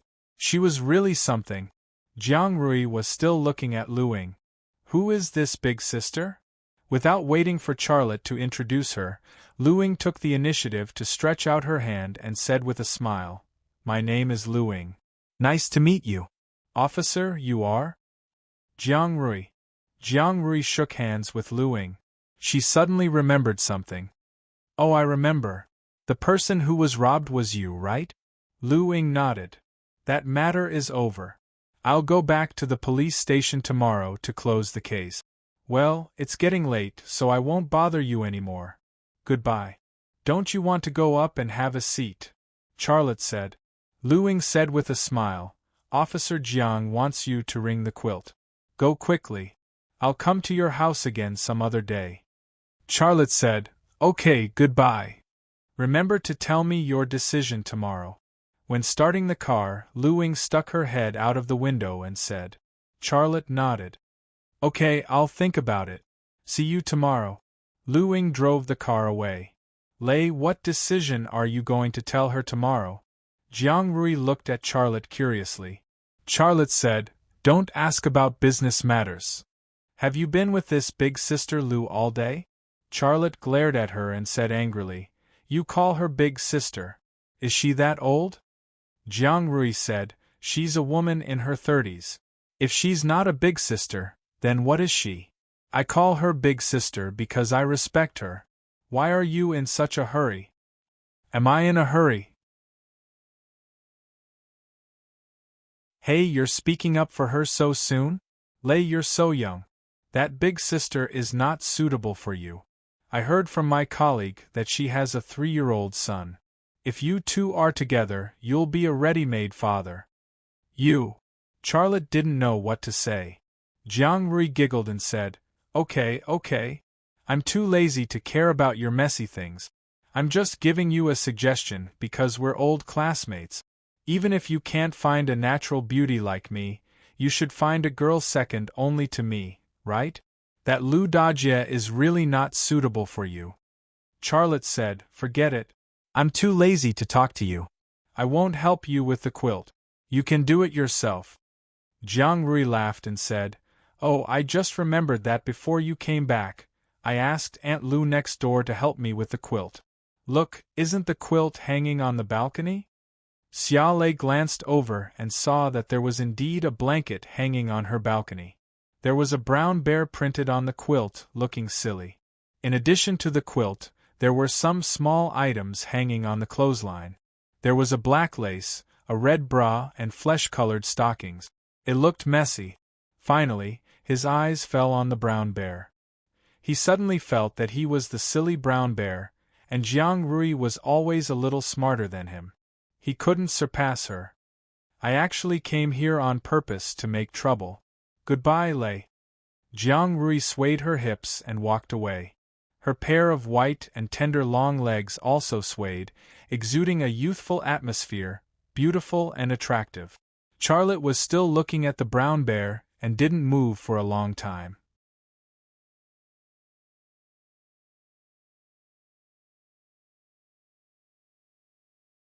Chapter 61. Xiao Shui, I'm back, Charlotte said instinctively as he opened the door. No one responded in the house. It was silent.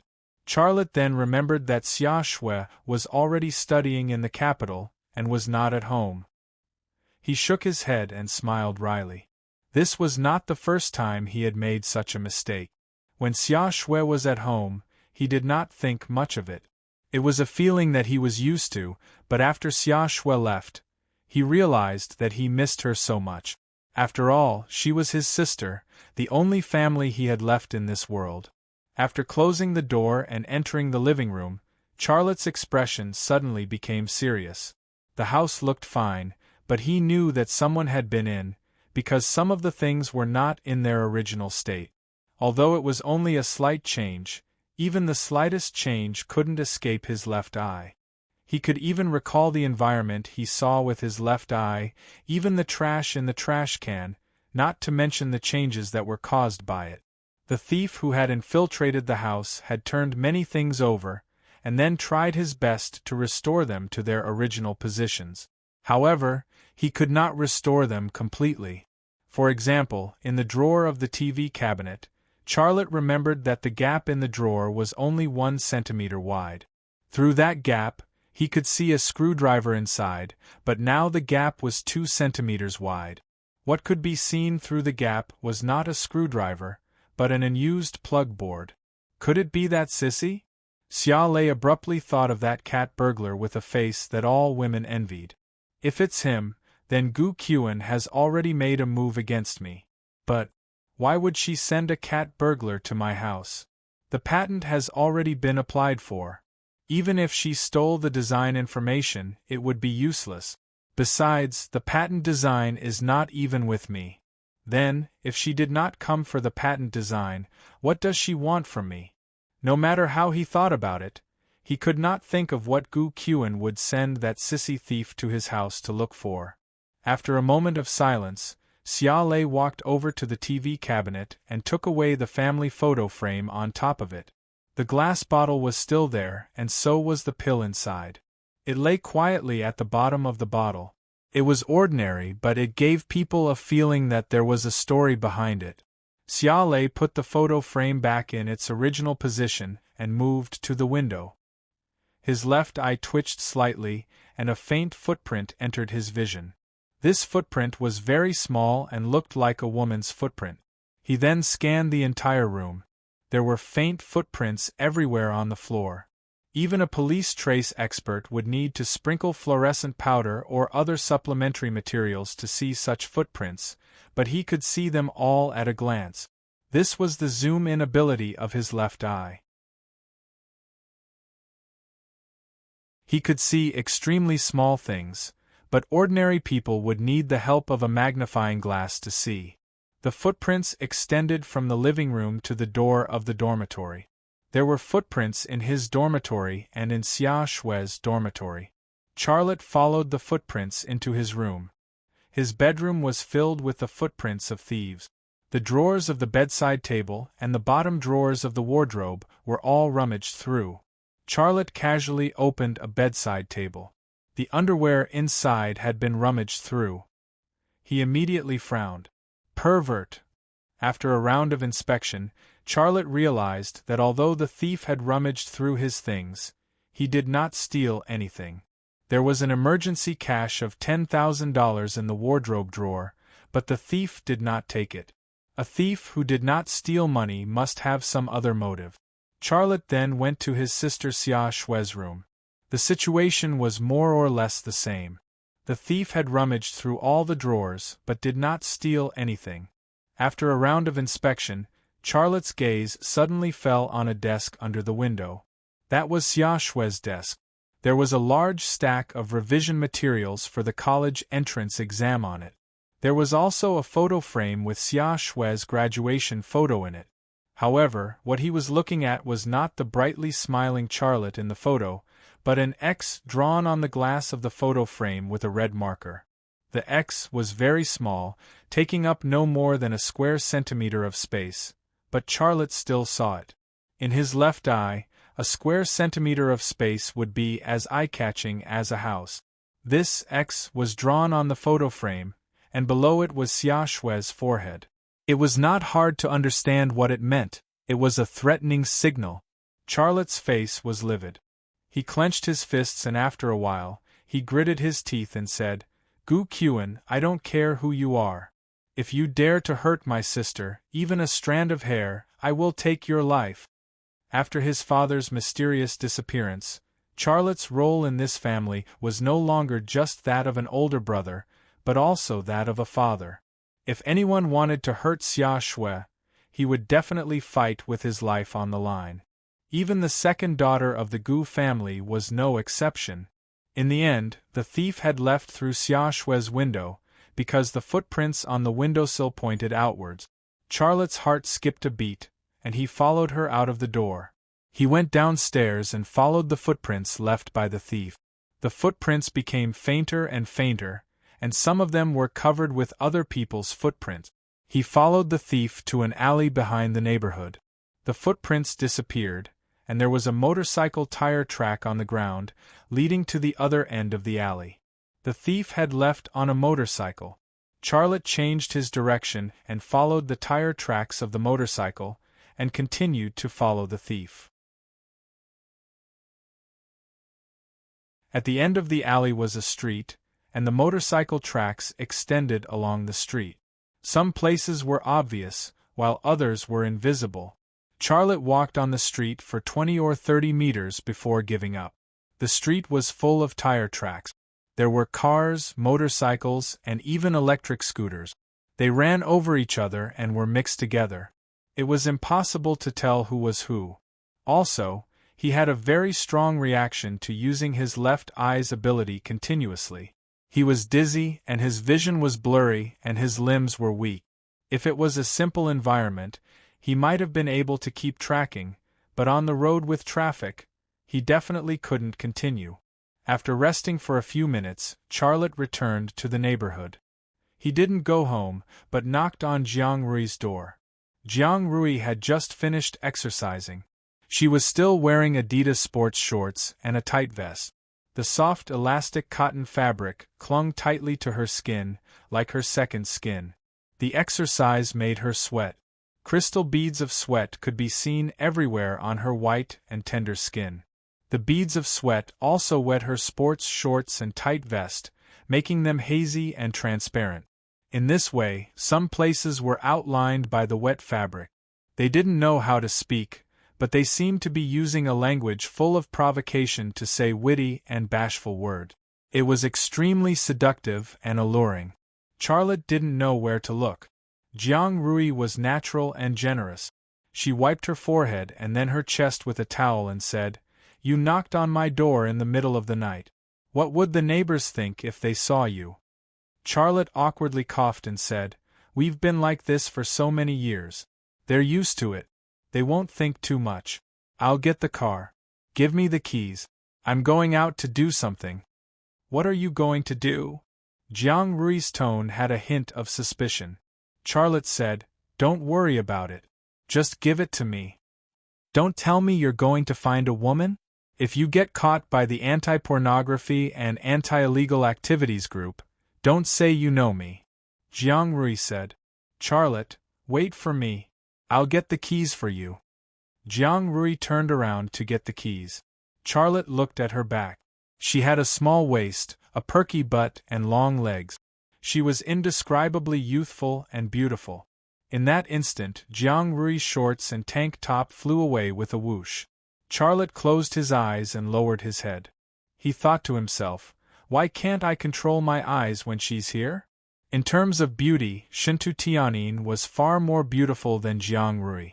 However, he had never used his X-ray vision on Shintu Tianyin's thoughts and desires.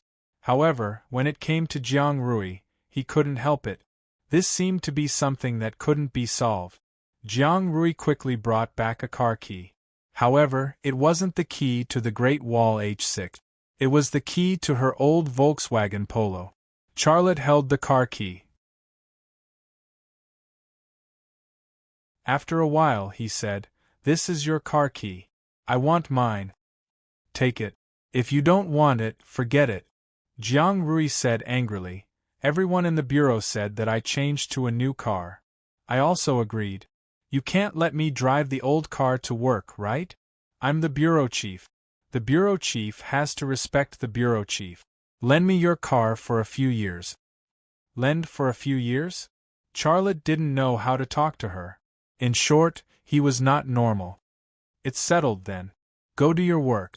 I won't talk to you any more since you're a man and a woman alone, said Jiang Rui. She slammed the door shut without waiting for Xiaolei to speak. Charlotte was still stunned at the door of Bureau Chief Zhang's office. He muttered, "A single man and a single woman? A single man and a single woman, my ass. If I had known, I wouldn't have lent my car to you." A new car cost more than 100,000. Charlotte drove less than 15 kilometers. Now that the car was taken by Bureau Chief Jiang, it was almost 10,000 per kilometer. Even driving a Bugatti Veyron wasn't so expensive. After a while, Charlotte drove Jiang Rui's broken Polo away from the community. He slowly drove in the direction that he had tracked before. There was no clear direction, and he couldn't follow the traces on the ground, but he stubbornly wanted to try his luck. The probability of finding the thief was no different from finding a needle in a haystack. But even if there was such a slim hope, he didn't want to give up. Whoever dared to threaten him with Xia Shui, no matter who the other party was, he had already provoked him. At this time, it wasn't too late at all. There were many cars on the street and there were many people strolling on the sidewalk. Charlotte carefully drove the Polo and drove forward aimlessly at a speed of 30 kilometers per hour. His eyes kept searching the streets on both sides and the people passing by. Although he didn't see the thief's appearance, he also had a suspect. That was the sissy he saw at Lu Ying's house that night. So, once he found someone who had similar characteristics to the sissy, he would carefully observe and eliminate them before leaving. The route that Charlotte chose was a straight line without any turns. If he turned, the range would be too large, and it would be impossible to track. He had a hope in his heart that the other party was also walking in a straight line, and then would park the motorcycle on the side of the road. In this case, he had a higher possibility of finding the guy. Of course, this was just a hope. The probability of this happening was very small. The flashing neon lights, the shops on the street, and all kinds of pedestrians shuttled in Charlotte's vision. 2 hours passed, and the straight road came to an end. In front of him was a T-shaped intersection. There was a road to the left, and there was another road to the right. Charlotte didn't know whether to go left or right, so he stopped the car.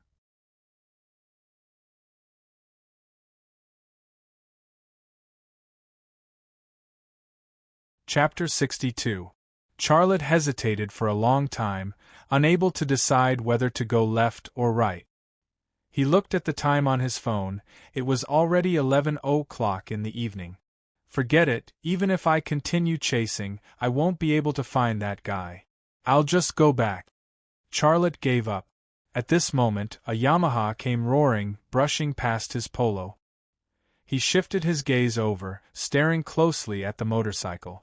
He was now especially sensitive to motorcycles. Along the way, he had already noticed no less than 100 motorcycles. The Yamaha didn't go far. The rider did a dazzling drift, tilting the motorcycle, scraping the ground as it rushed onto the sidewalk. The rider made another emergency stop, and the motorcycle's rear wheel was lifted high, and then it fell heavily to the ground. The rider got off the bike, set up the motorcycle, and took off his helmet. At this moment, Charlotte suddenly became nervous. This rider was none other than the sissy who snuck into Lu Ying's house to steal the patent information that night. A full and perky butt, a slim waist, a beautiful face and a set of gaudy androgynous clothes, he was just short of having the word transvestite tattooed on his face. Charlotte's lips curled into a smile. At this moment, he was almost certain that this sissy was the thief who snuck into his house. The sissy seemed to have changed direction midway, or went somewhere else, which was why Charlotte arrived here before him. If Charlotte had chosen a direction to continue chasing, he wouldn't have been able to find the sissy. If Charlotte had also changed direction midway, he wouldn't have been able to meet the sissy here. This matter was so strange, so coincidental, it was like winning a 5-digit lottery ticket. Yao Nan carried his helmet and entered a beauty salon by the roadside. Charlotte glanced at the shop sign. The words, Beauty Hair Salon, were written in beautiful font. This was a very special name. Charlotte got out of the car and quickly walked towards the beauty salon. As he walked, he was thinking about a question in his heart. Is he going to have a perm or what? However, he quickly rejected the former. Even if he was a perverted transvestite who loved beauty to the extreme, it was unlikely that he would go for a perm at 11 p.m., right? The door to the beauty salon was open, but Charlotte did not enter immediately.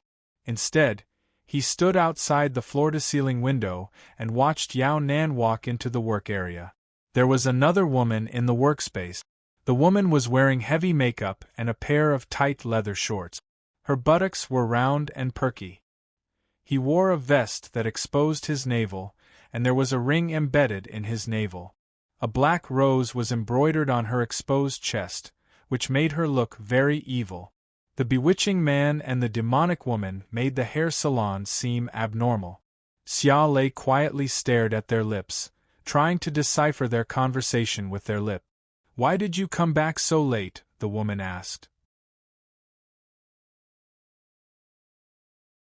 I had something to do, don't ask. How's my mom? The bewitching man said. Her condition is a bit bad. The doctor wants you to pay and sign tomorrow, then they will arrange the surgery. The woman said. I understand. Close the door, there are no customers at this time. The bewitching man said. If I didn't wait for you to come back, I would have closed the door a long time ago. The woman said.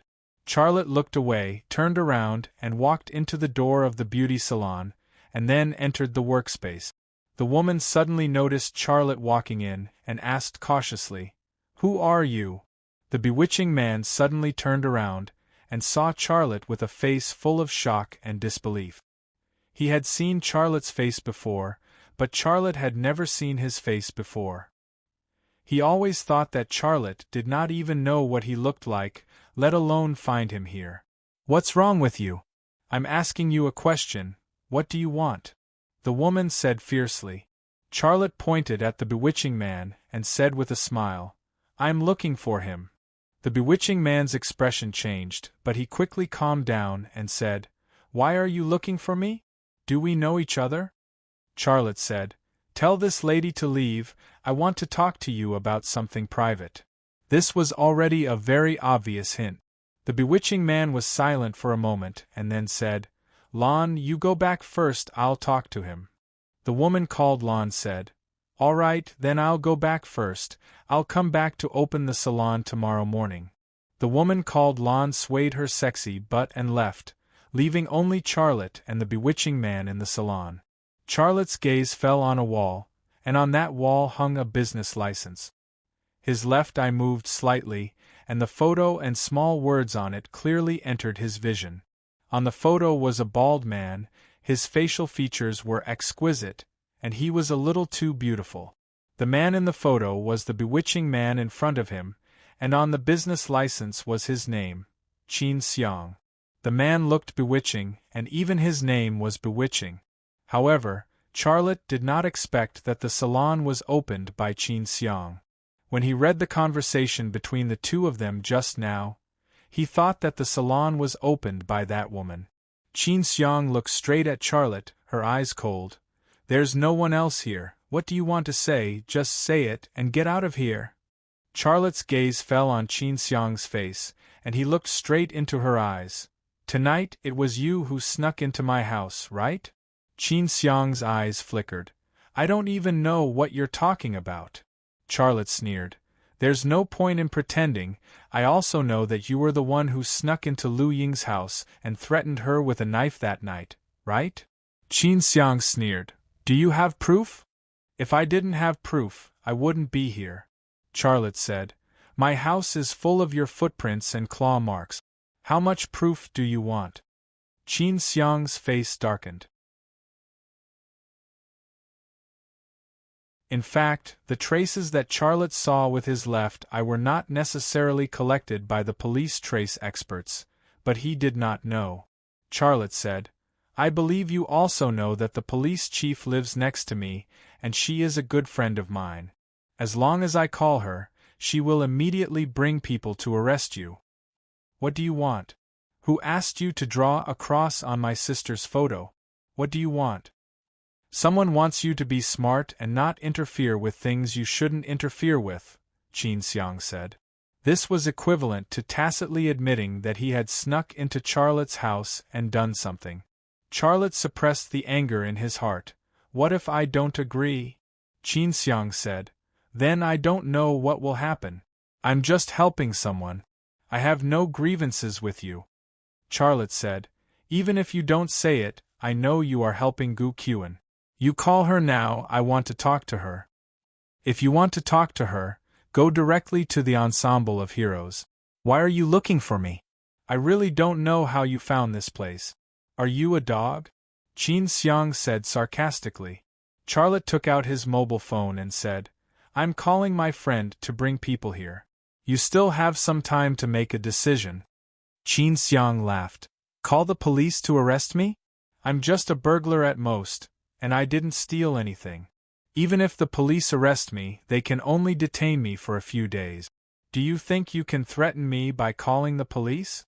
Charlotte said, "If they detain you for a few days, who will pay for your mother's operation? Who will sign for your mother's operation?" "You." Qin Xiang's expression suddenly changed. "How do you know about my mother's situation?" Charlotte did not answer. He began to dial on the screen. The sound of the key echoed between him and Qin Xiang, and each sound seemed particularly loud. After the sound of the key rang 7 times, Qin Xiang suddenly waved his hand and threw the motorcycle helmet in his hand at Charlotte. While dialing, Charlotte had actually been observing Qin Xiang with the corner of his eyes. Qin Xiang suddenly moved, and he discovered Qin Xiang's intention. He moved sideways in time, just in time to avoid the helmet that hit him hard. "Go to hell." Qin Xiang took a step forward, jumped up, leaned his upper body back, and kicked out his right leg. His whole body was like an arrow, and the arrowhead was his small foot in vulcanized shoes. Charlotte dodged sideways, and before Qin Xiang fell to the ground, he reached out and grabbed Qin Xiang's right leg, and then threw it hard. Qin Xiang's body was suddenly thrown out, and he hit a mirror. Crash! The mirror was broken, and the ground was full of glass shards. Qin Xiang fell to the ground, and his butt was full of glass shards. In a fight, the person with quick eyes and quick hands often had the upper hand. Charlotte's left eye was a miracle that no one could imagine, and its reaction speed was really unpredictable. In addition, he had fought with Qin Xiang last time, and he had experience, so this time, Charlotte was not worried that he could not win against Qin Xiang. As a matter of fact, this time, Qin Xiang was very embarrassed. "Fuck!" Qin Xiang rolled up from the ground, and his butt had begun to bleed. He reached out and grabbed a razor, and quickly slashed at Charlotte's chest. Charlotte jumped back and avoided the sharp razor. This knife scared him, and he did not dare to approach Qin Xiang to attack him. Qin Xiang looked back at his red butt, and suddenly screamed, "I'm going to kill you!" He waved the razor and rushed at Charlotte. Charlotte quickly retreated, and a swivel chair blocked his way. Without thinking, he grabbed the swivel chair and threw it at Qin Xiang. Qin Xiang had no time to dodge, and the iron base of the swivel chair suddenly hit his shoulder, and the razor in his hand fell to the ground. He hurriedly reached out to grab the razor, but before he could grab it, another swivel chair flew over. He was shocked and quickly dodged. The swivel chair flew over and hit a workbench. In an instant, the glass was broken, the hair dryer was flattened, and the bottle of hair conditioner was broken. It was a mess. Whoosh! An electric barber flew at Qin Xiang, and then a chair, a bottle, and whatever it was, Charlotte grabbed it and threw it at Qin Xiang. "Enough!" Qin Xiang was about to collapse. Don't smash anymore. Charlotte stopped, and he looked at Qin Xiang coldly. What did Gu Qian give you? Why are you working so hard for him? A bitter smile appeared at the corner of Qin Xiang's mouth. You're very smart, but you haven't figured out the simplest problem. Gu Qian is from the capital city, and I was born and raised here. We've never met before, so how could I know her? Also, she's a woman who's high and mighty. Is she someone I can befriend? She has as many subordinates as she wants, so why would she need me to deal with you? Charlotte felt that his thoughts were about to be messed up by Qin Xiang. Qin Xiang shrugged. I know you don't believe what I said, because that night, I did go to Lu Ying's house to steal something. However, the person who ordered me was not Gu Qian. Although I'm working for Gu Qian, I'm just a small soldier. I'm not even qualified to see Gu Qian. Who is that person? Is he also the one who asked you to draw a cross on my sister's photo to threaten me? Charlotte was eager to know that person's name. You're tuning in to the Phoenix Knights YouTube channel. Don't forget to subscribe and join us on this journey to catch the most captivating stories.